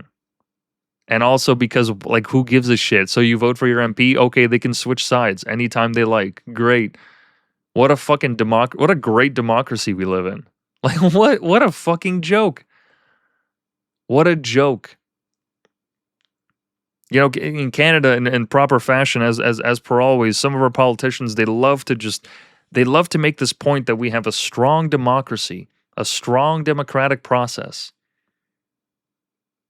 We have the one among the least amounts of corruption among any other countries in the world. Really? Fuck off. Fuck off. That is just blatantly false when these things are allowed to happen. It's incredible. And so when Carney was presented with this, right, when he actually has to face the music and answer for the fact that, hey, you have a very, very right-leaning person that switched over parties. Is there any commentary on that? Did she just like flip her ideals overnight? Ideals that she's held firmly for decades? Let's hear what Carney had to say. Outside of abortion, Ms. Gladue is also pro-convoy. She supported the truckers, something you are very publicly against. She's a vaccine skeptic. She promoted the idea of using hydrochloroquine instead of vaccines. She was also so against legalized marijuana, she stood up and read a poem in the House of Commons. So I'm wondering if Ms. Gladue's views represent the views of the Liberal Party under your leadership. Well, thank you for your question. We've ran on a clear platform, clear values, defending the Charters of Rights and Freedoms, defending the right of women to choose, defending same-sex marriage, conversion therapy, to save you asking that question. And these are serious points. And people who are joining the Liberal Party at this critical time and supporting us, when I say people, I mean MPs, recognize those clear policy positions, those values. That's where we will go. That's what we will support. That's what we will advance. What the MPs who have joined the Liberal Party have brought is a series of perspectives and expertise that is aiding the country, the government and the country at a crucial time.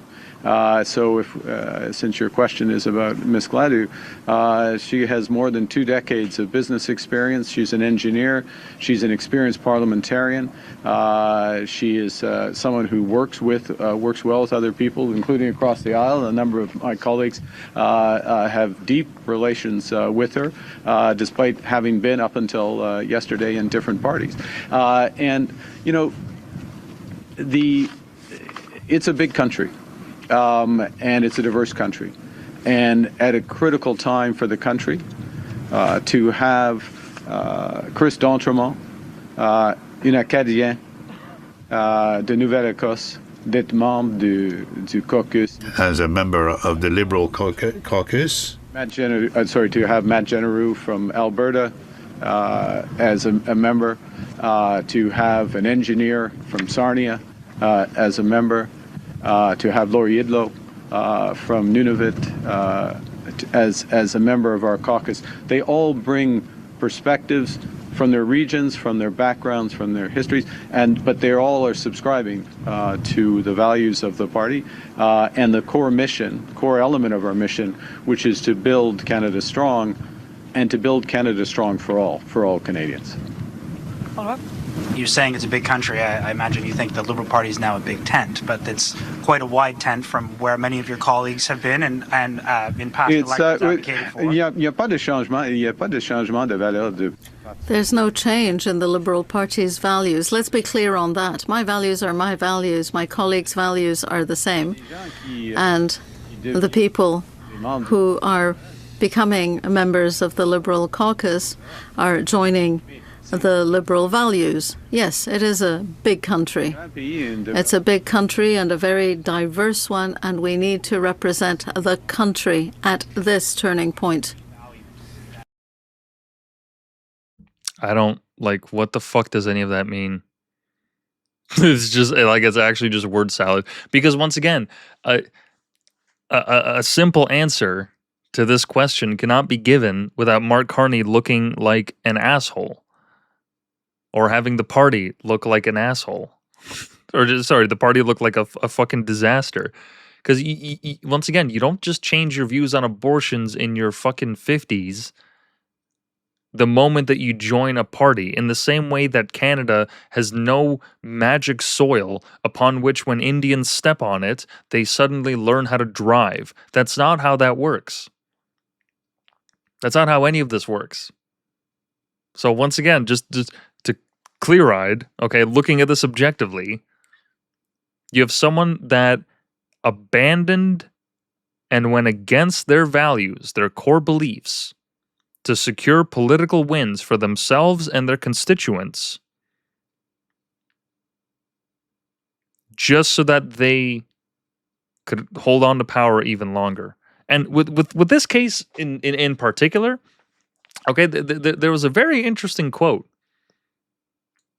There's a very interesting quote in another article that I read regarding her floor crossing in particular, which was very interesting to say the least.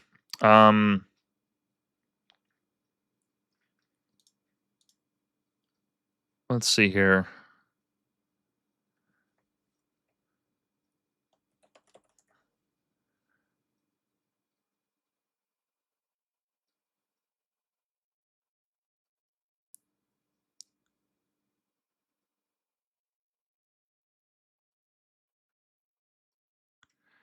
No.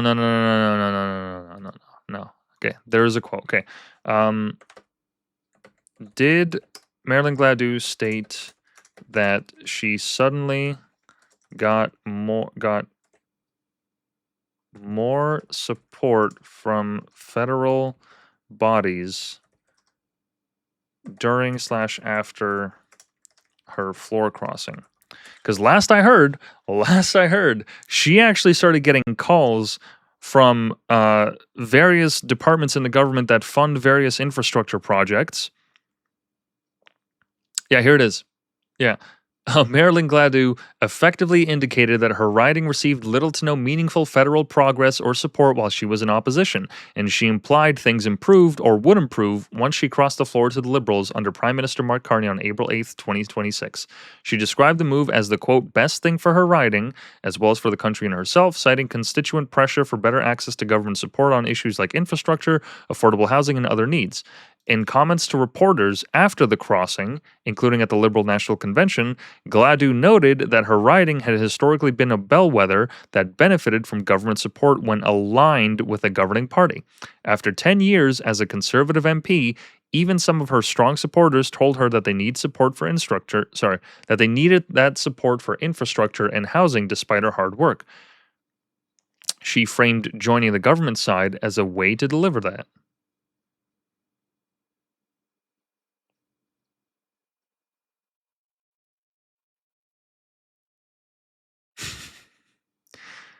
While she did not explicitly say, I suddenly got more support from federal bodies right after crossing in the immediate hours and days, her public statement strongly implied that government side status would unlock the federal support her riding lacked as an opposition riding.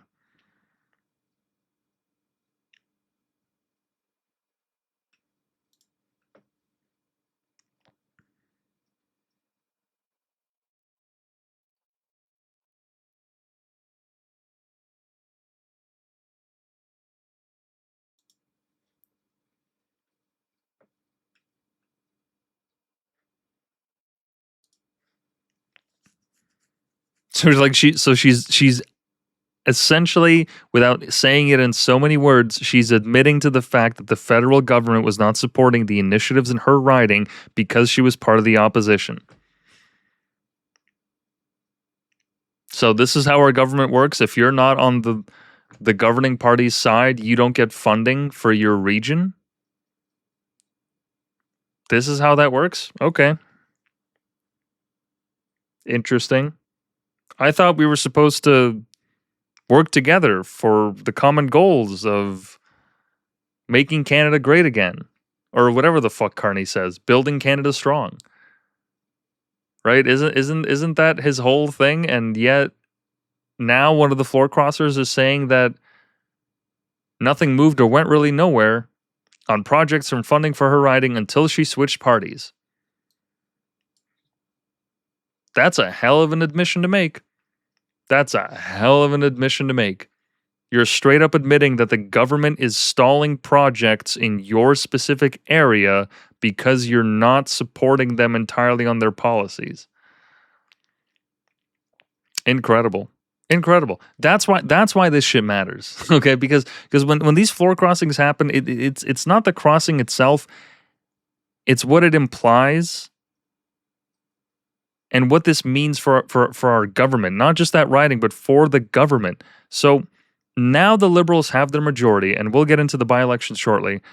Now that they have the majority, they essentially won it by people betraying, the representatives betraying their constituents, the people that voted them in, that supported them, that volunteered for them, that knocked on doors for them, that did everything in their power to get them elected through the untold amounts of campaign money for them.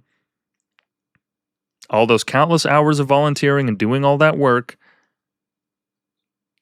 was just so that they could get fucked over. So why would anybody in their right mind, until the laws are changed, give a shit about voting? Why would anyone care? You know, before these crossings, at least you had the thinly veiled belief that your vote somehow mattered, right? That people hung on to. But now, if this law isn't changed, if there's no consequences to members of parliament doing this, then voting, like, actually, it genuinely does not matter. even in a symbolic gesture, it doesn't mean anything.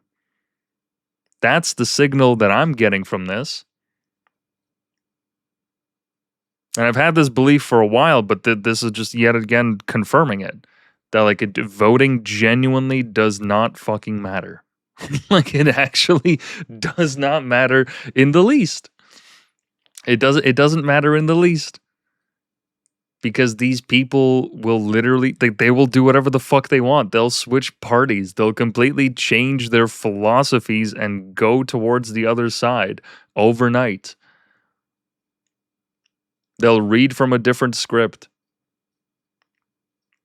And that's how our government was made, the majority government. Not because the people demanded it, not because the people voted for it, not because Mark Carney got voted in so goddamn like passionately and effectively by his supporters, but because a couple of members of parliament decided to look out for their own best interests and advance their own political goals and careers, and so they joined the opposition, or rather the party that they were opposed to, even though months prior, they had made not inflammatory, but not vile, but antagonistic statements against the government, whether it's regarding the Freedom Convoy, the vaccine mandates, their out of control spending, any of these things. They'd get up in front of the House in Parliament during questioning period or whenever, and they would do this. They would go to committees and they would do this. And none of that matters. Like, the whole thing, from top down, it's a joke. It's a fugazi.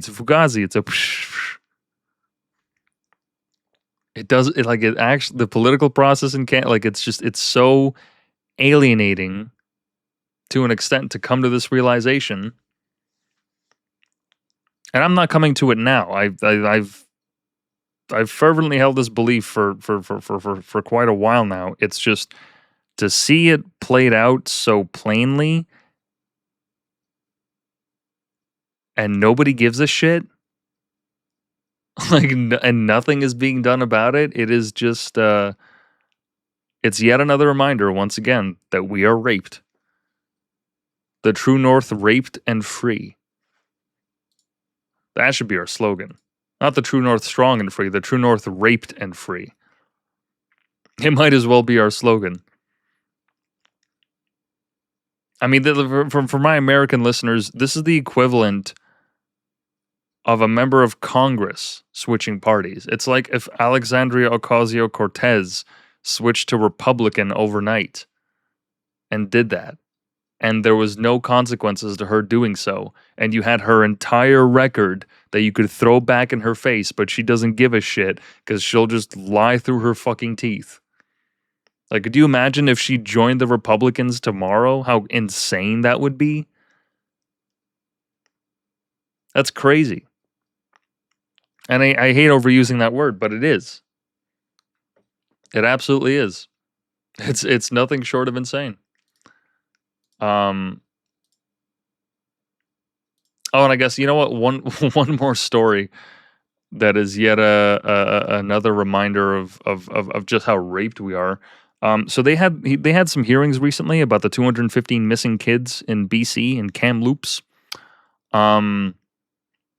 And supposedly one of the people that's supposed they're supposed to be managing the operation to determine if these bodies are there and what should be done with them. It says here, it will take decades to begin searching for purported graves at an Indian residential school site in Kamloops, BC. The chief of the Kamloops, I'm not fucking pronouncing that, First Nation said this last evening, quote, Holocaust investigations have continued for more than 75 years. Chief Roseanne Casimir told senators, truth takes time. 75 years. 75 years. It'll take 75 years to find 215 bodies.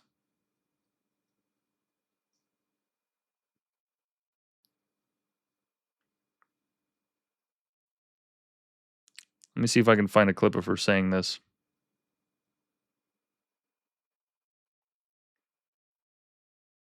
Because I'm pretty sure the government has doled out like millions of dollars at this point. Yeah, here it is. Here's the clip. Let's give this a listen. Indian residential schools have operated for 150 years. Investigating what happened to the children cannot be completed in a few years or through short-term funding cycles. Comparable investigations in Canada and internationally have taken decades. The BC government's investigation into Robert Pickton's, involved 383 cubic yards of soil, searched over 28 acres at a cost of $102.8 million over more than 7 years. Holocaust investigations have continued for more than 75 years. Truth takes time. Justice requires commitment, and Canada must be prepared to support the sacred work for generations. For generations. For generations, she wants us to fund this shit. For generations to come. For generations. What the fuck does the Holocaust have to do with this? Like, genuinely, what does the Holocaust have to do with this?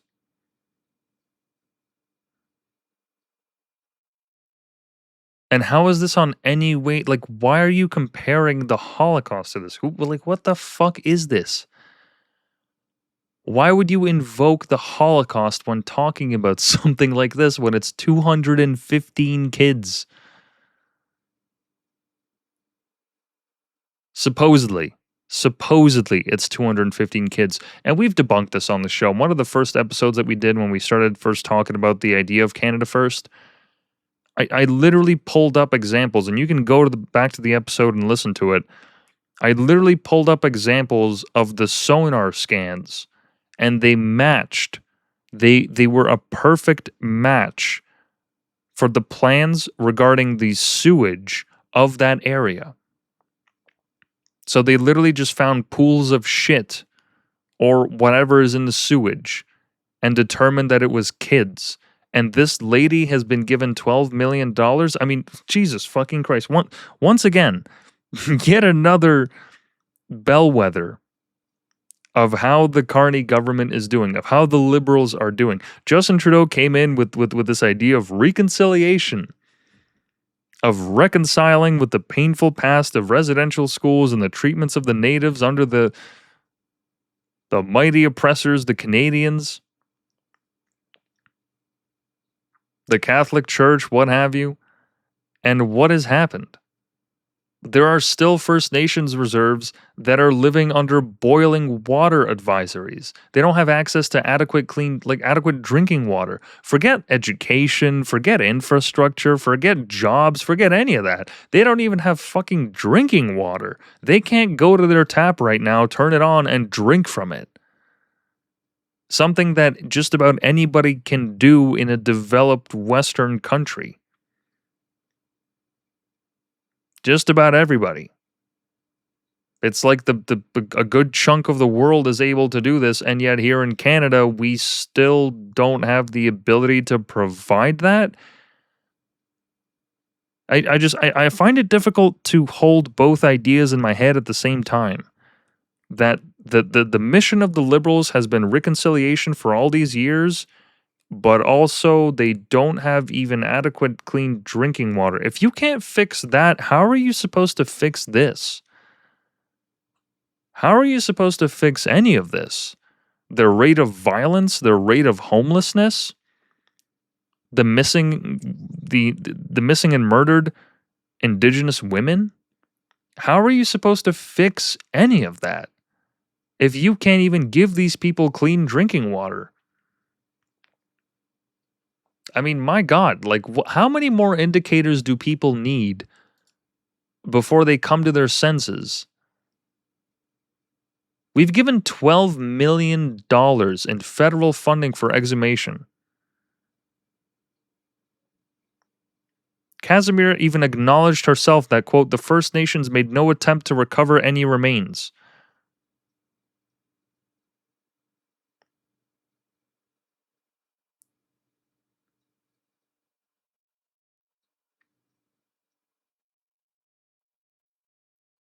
Quote, we are still working through those steps and those processes still have much work to do. She did not elaborate. Okay.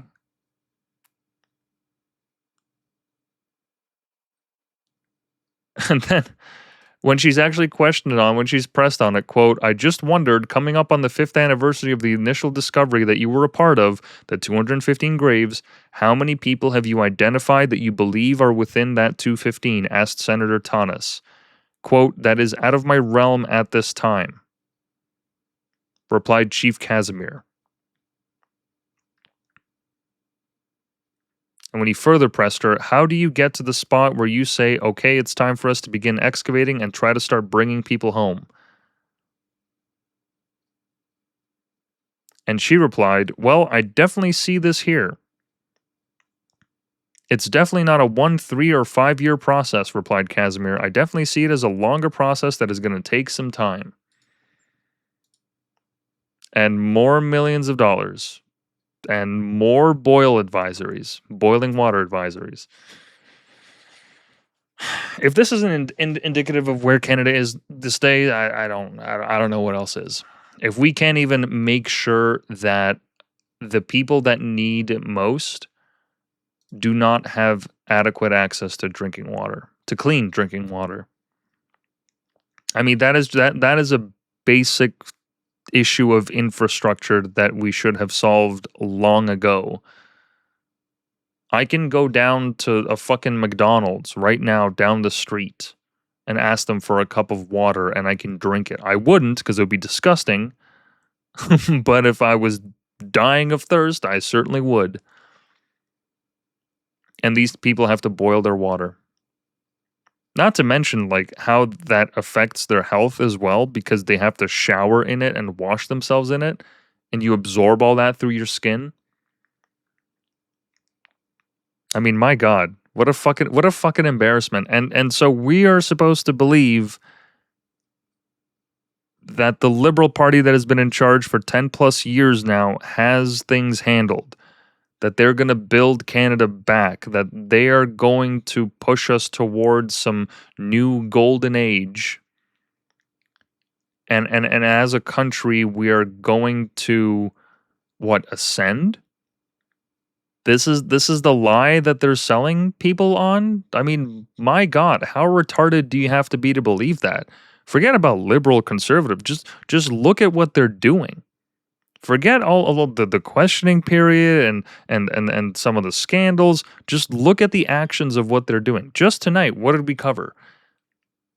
Right? The Air Canada incident. Our Prime Minister is perfectly fine with pushing Quebec's line that we need to deal with anybody and everybody in public office super harshly if they don't understand how to speak French.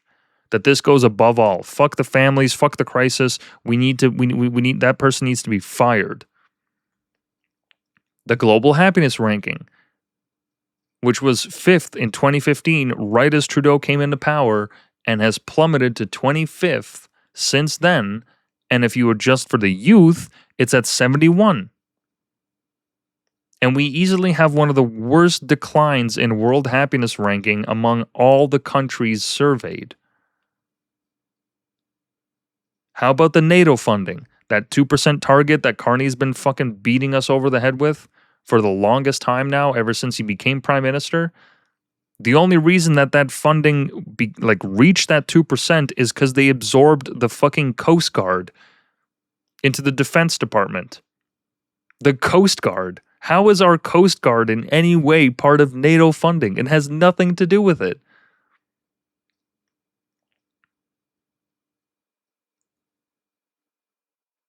I mean, my God, I look, I'm not trying to black pill here. I'm just saying, like, just look at this realistically.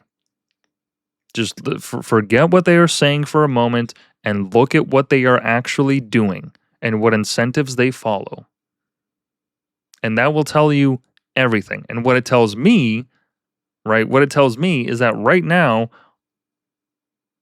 and I mean not just right now, but this current administration is a continuation of the raping of Canada, which has been happening for a long, long time, even before Trudeau. And it continues at the expense of everyday Canadians and the youth who will be hurt most from it, who will have to pay back this dividend for generations to come. We are sacrificing the nation's health, the nation's long-term prosperity, just so that politicians can make more money, just so that they can get more influence, just so that they can get more political credibility and pad their fucking quotas and God knows whatever else benefits that they're getting from this. And when we try to hold them accountable, they tell us to go fuck ourselves. This is the current state of the union, right? As the Americans would put it. This is the current state of the country. This is where we are 1 year out. The exact same bullshit as anybody with fucking eyes could have seen this. That as soon as Carney got into power, it was going to be the exact same thing, and it's going to be even worse in some respects. This is managed decline. We are in a period of managed decline. Our GDP per capita is going lower. Our youth unemployment rate is rising. The affordability crisis is still pretty fucking bad. It's slightly improving, but nowhere near where it needs to be in order for people to be able to afford a house, start a family, or do anything that you're supposed to be able to do in your 20s. Going into your 30s. I mean, I read the most fucking this was this is easily like the most enraged I had been at boomers in a very long time. There was an article written in the CBC about I believe this guy was a professor. Him and his wife, they also owned some properties, and they were saying how they had to tighten their belts. And the way that they did so was that instead of taking 6 weeks in Europe, they spent 3. Instead of spending 6 uninterrupted weeks in Europe, they can now only afford to spend 3. My God, I can't think of a more boomer thing to complain about. That's wild. That is wild. I couldn't imagine a week in Europe right now. I don't know anyone that can without having like it wouldn't like ruin them financially for life, but it would put a huge dent in their finances and their ability to work. I don't think I know of anybody that could just take a week off and go to Europe just for the sake of it. 1 week, let alone 3, let alone the 6 that they were used to, and this being a yearly occurrence. This is their yearly trip that they would take to Europe. For 6 weeks, a month and a half. I mean, is it any wonder when I show that income inequality chart? Is it really any wonder why Canadians are so unhappy? Why the youth especially are so unhappy? And the consequences of this, once again, all of this is like the Carney administration, Trudeau and all, like it's background radiation. The important thing is that when the youth are dispossessed to this extent and this carries on for generations, this has unforeseen consequences, like actual legitimate consequences that will like not only fracture but fundamentally shift the fabric of society. And as history has taught us anything, if history has taught us anything, it's that not all of this change is positive. You know, I had an accelerationist streak at one point where I just wanted everything to burn down. But now that I've come to my senses, and it's been a while since then, but I've now that I can see it through sober eyes and not just pure rage. I don't want that. I don't want to be dealing with fuel shortages, with housing issues to the point where people have to live with fucking roommates just to be able to afford to live. I don't want to have to pay out the ass for chicken, eggs, and milk, basic commodities. I don't want to be able to have to worry about my safety on public transit or the safety of my loved ones whenever I know they're taking public transit. I don't want to have to worry about getting fucking accosted walking downtown by a homeless, crazed person or somebody that's part of a gang or whatever the fuck. I don't think any Canadian should have to worry about that living in a decent part of town. And yet here we are. 1 year in. How we doing, Carney? How we doing? It's more of the same. More of the same. As I knew it would be when he won. It was going to be just more of the same. You always have the hope after the election that, okay, you know what? I want the country to succeed. I hope they do well, but Jesus fucking Christ, you just know that it's not going to go like that. And I'm not saying all this to say that conservatives are the answer. I have no faith in that party either. I don't have faith in them as they currently exist. I do not have faith that they will get the job done. They will alleviate some of the pain. They will push forward some of the policies that will actually make it so that Canada's more livable, but they're not going to go hard enough on certain things like immigration or gay marriage or abortion or any of these other things that need to be done. And so the answer necessarily isn't the conservatives. The answer to the name of the game, as always, as I began with this transition of the Canada First movement with this podcast, with this show, with the project, the name of the game is influence. Once again, the best thing that you can do right now as a Canadian is position yourself to the best of your ability in a place of influence, whether it's financial, whether it's political, what have you. Place yourself in a position of influence. Don't signal to everyone that you're some fucking alt-right chud. Keep that shit to yourself. Keep your power level hidden. And then when you have a moment to support a candidate, to run for office, to make the plays that need to be made, to bring forth the vision that is Canada First, that's when you take that moment.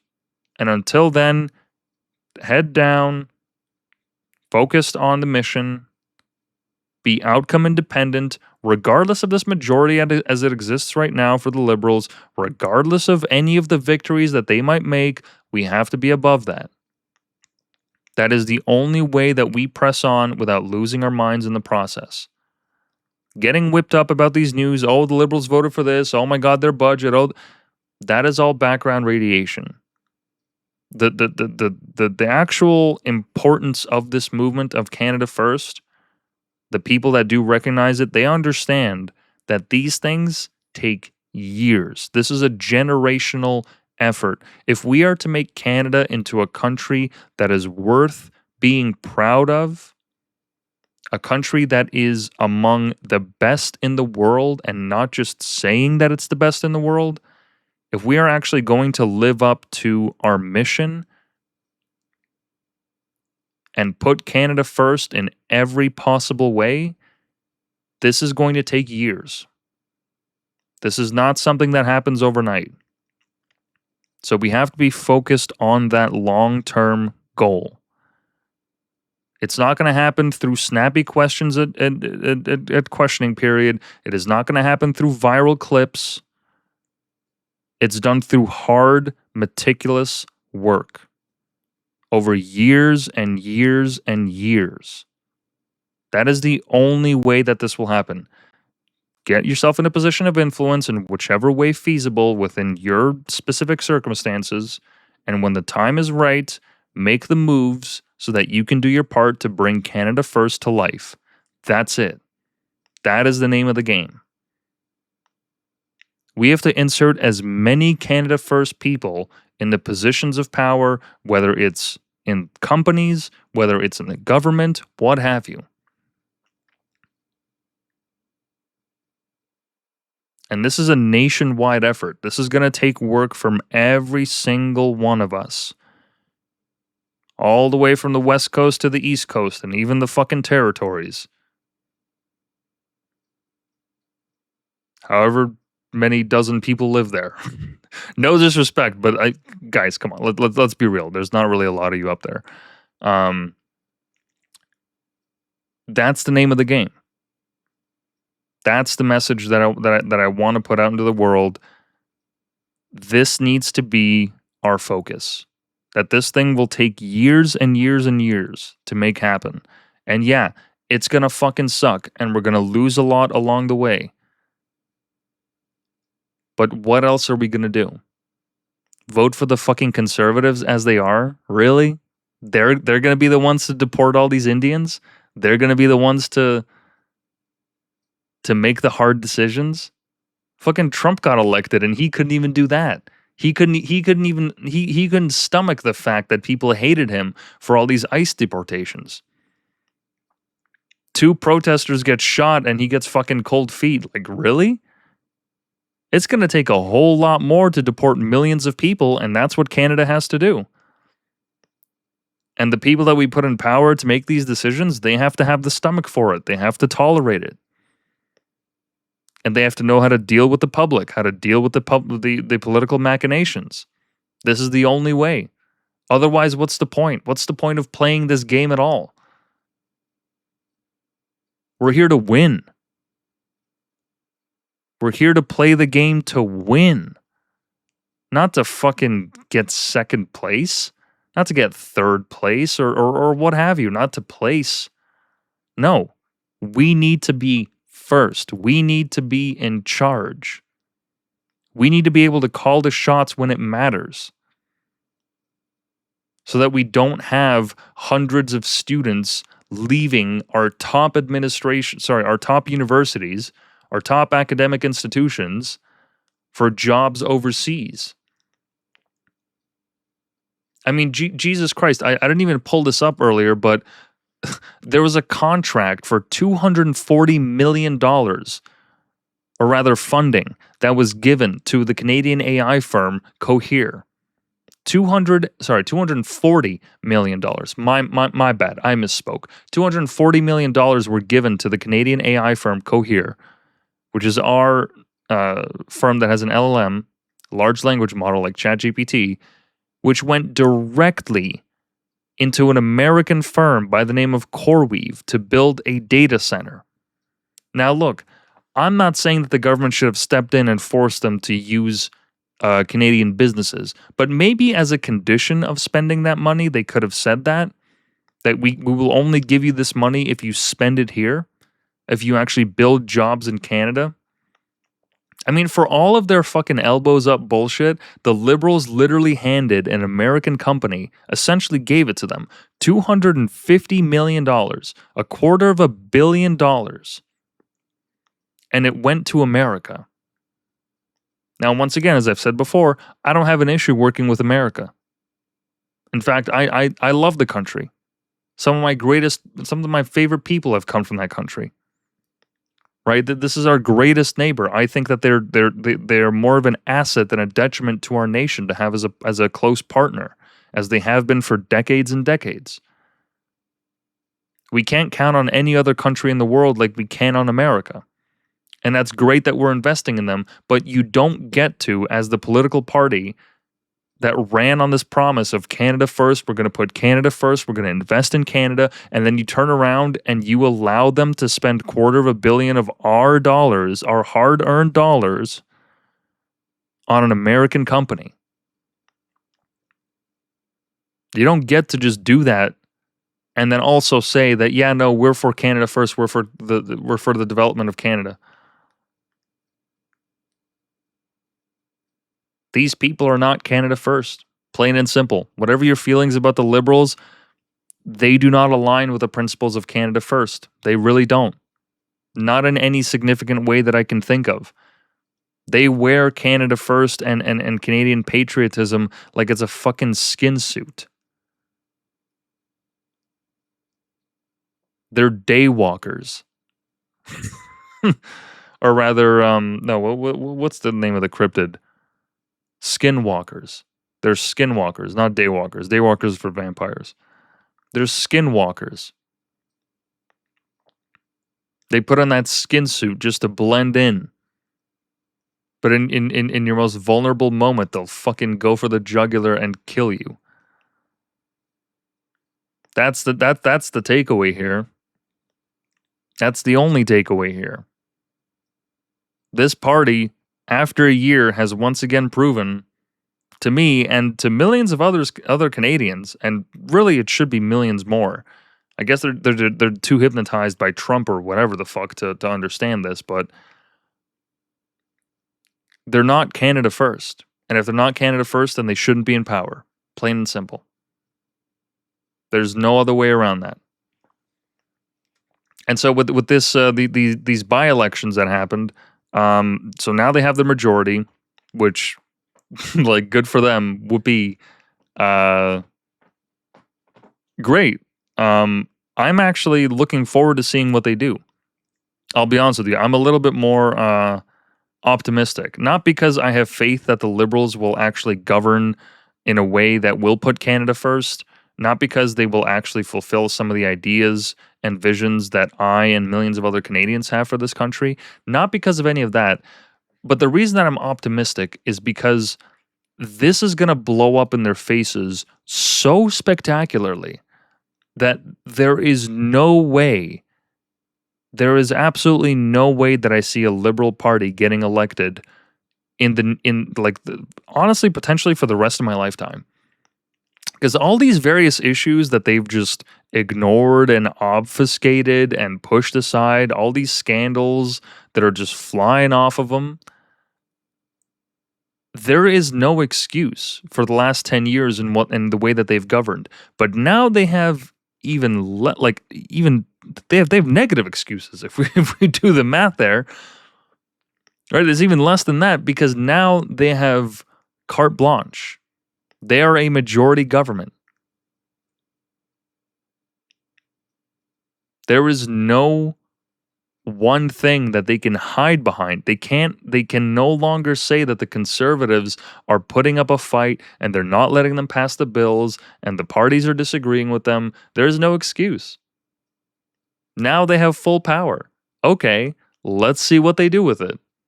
Let's see what they do with it. I'm interested to see. I'm genuinely interested to see what they're going to do with this majority now that they can't really be opposed in government in a lot of ways. They can shut down committees. They can shut down hearings.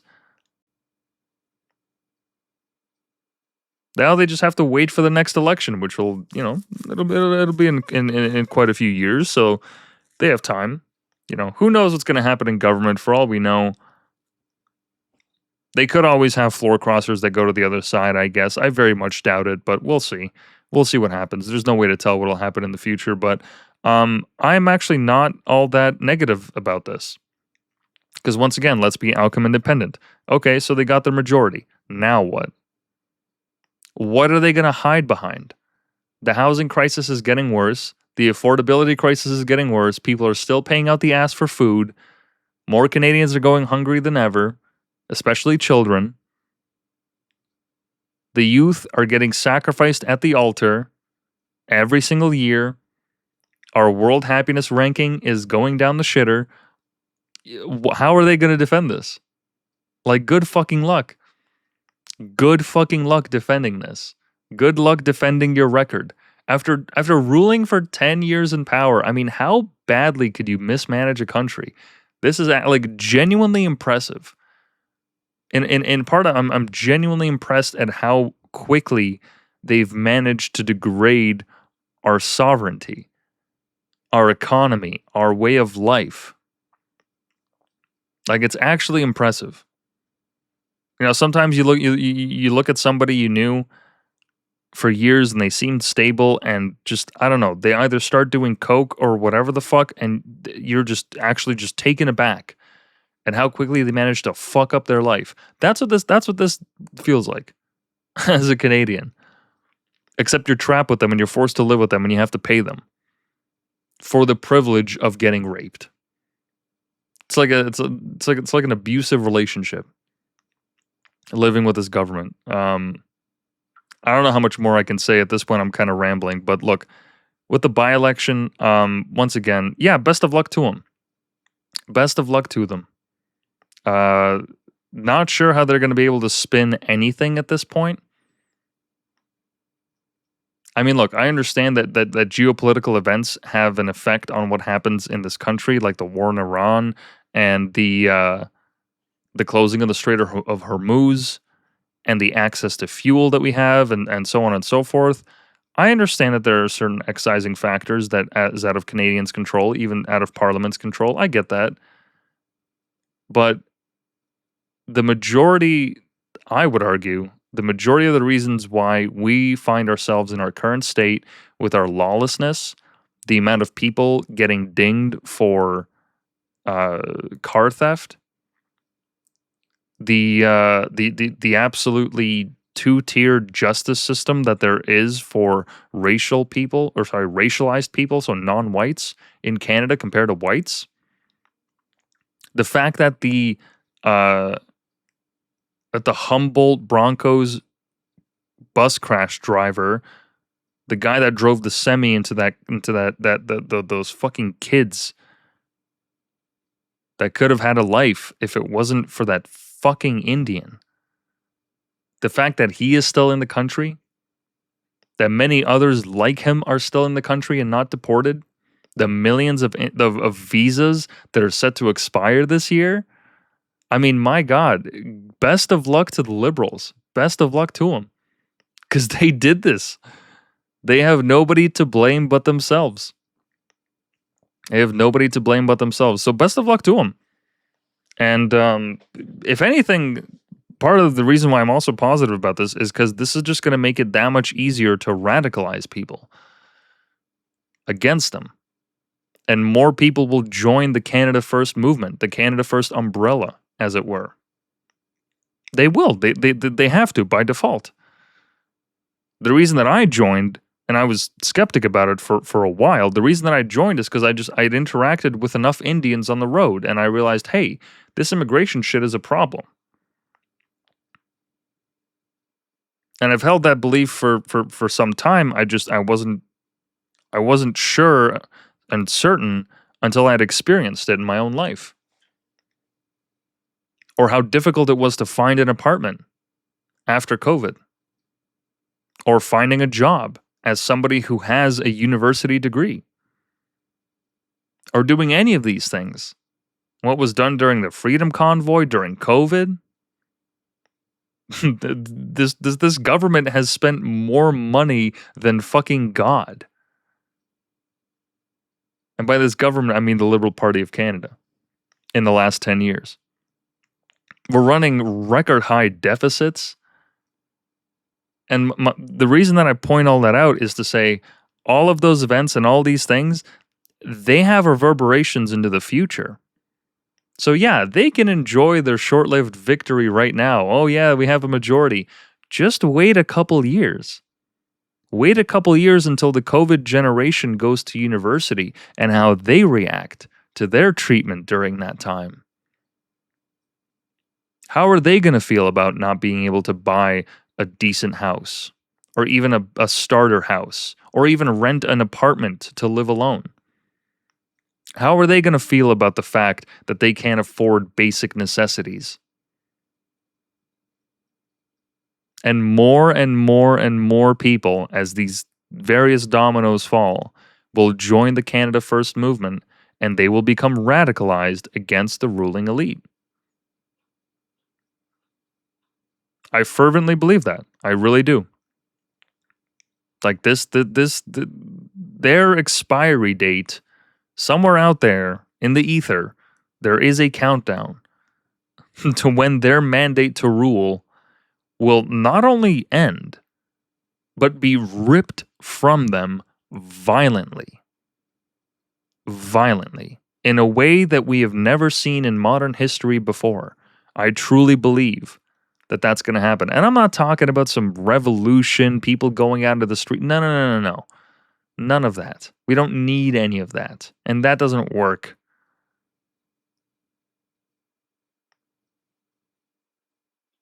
But it's going to happen. Not the revolution, but the taking, the transfer of power. That's going to happen from the Laurentian elite, from the people on Parliament Hill, to the people that want to see this country succeed and actually fervently believe in that and will sacrifice to make that happen. It's only a matter of time. And the more that the Liberals continue to fail, the more that this coalition will build, and eventually they will be in power. We will be in power. And we will not forget everything that they have done to us. To us, to our loved ones, to our children, to our country, to our neighborhoods, our businesses, our reputation worldwide, everything. We're not going to forget it. We're not. We really aren't. As I said in the Freedom Convoy series, just to kind of close things off here, as I said in the Freedom Convoy series, there are certain political developments that have gone not unsolved, but they haven't been resolved. They haven't been resolved in a way that Canadians feel that their representatives are not out to fuck them, that their government is not out to subjugate them. And all those feelings have not gone away, whether it's on COVID or the Freedom Convoy or anything else. Those feelings don't just go away overnight. They are going to stay with people. And when the moment presents itself, they will turn into action. Just as the Freedom Convoy did during COVID.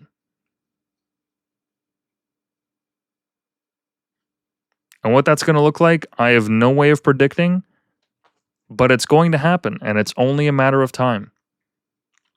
And the best thing that any one of us can do is, once again, amass your influence, financial, political, or otherwise. Get involved. Join a party. Get involved in your local community. Do anything you can to put yourself ahead.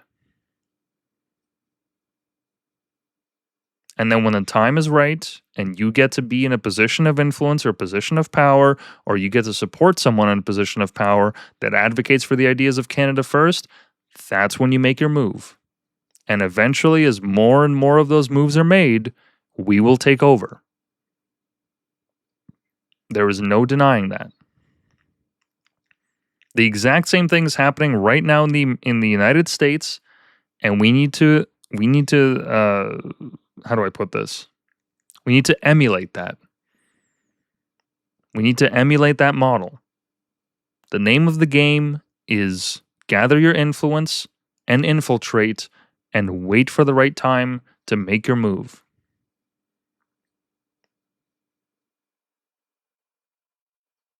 That's the only way. That's the only way. So, just to end this show off, as I said before, this wasn't meant to be a commentary or a grading of Carney's governance. In the last year, you can tell, as any Canadian can, really. Unless you're a boomer, your quality of life has either stagnated or gone down. You are paying more for groceries. You are paying more for transit and basic necessities. You are paying more for rent. You have to deal with the potential violence of immigrants and crazed homeless on either public transit or in your streets, or criminals trying to steal your car. Things are not improving.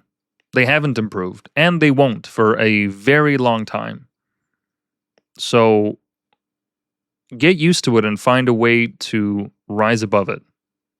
That's really the only piece of advice that I can give at this time. I understand that that is very blackpilling, but at the end of the day, okay, let's not forget, our ancestors went through way worse with much fewer capabilities to do anything about their current situation at the time. And despite all the negativity, we live in an age of opportunity. So we have to find it within ourselves to seize the moment and actually do something that will outlive us. Pledge our fealty to a cause that will have impacts for generations to come. That's the name of the game. That is how we win. Be outcome independent. Fine, so they have the majority. Fine, so they win this election. Fine, so they send fucking 50 million to Ukraine. Nothing that you or I or the average person can do about it. Fine. Keep at it. Chipping away every single day. And eventually, once you're in a position of power or influence, or to support someone that is in a position of power or influence, that's when we take our moment.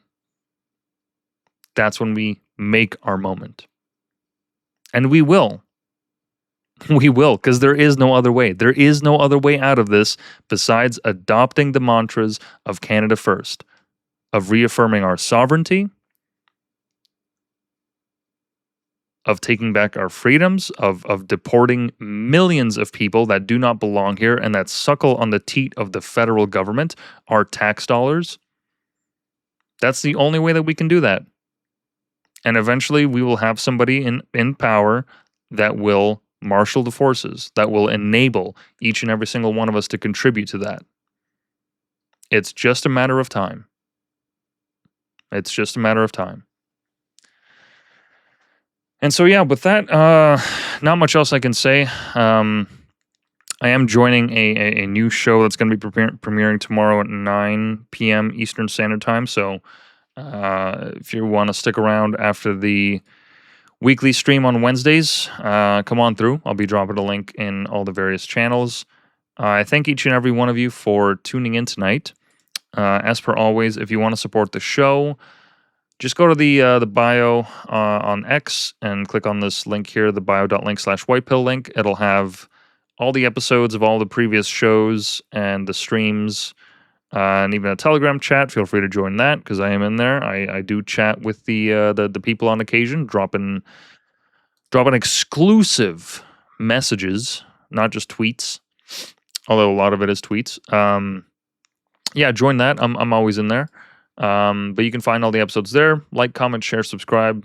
I'd love to hear what you guys think about the show.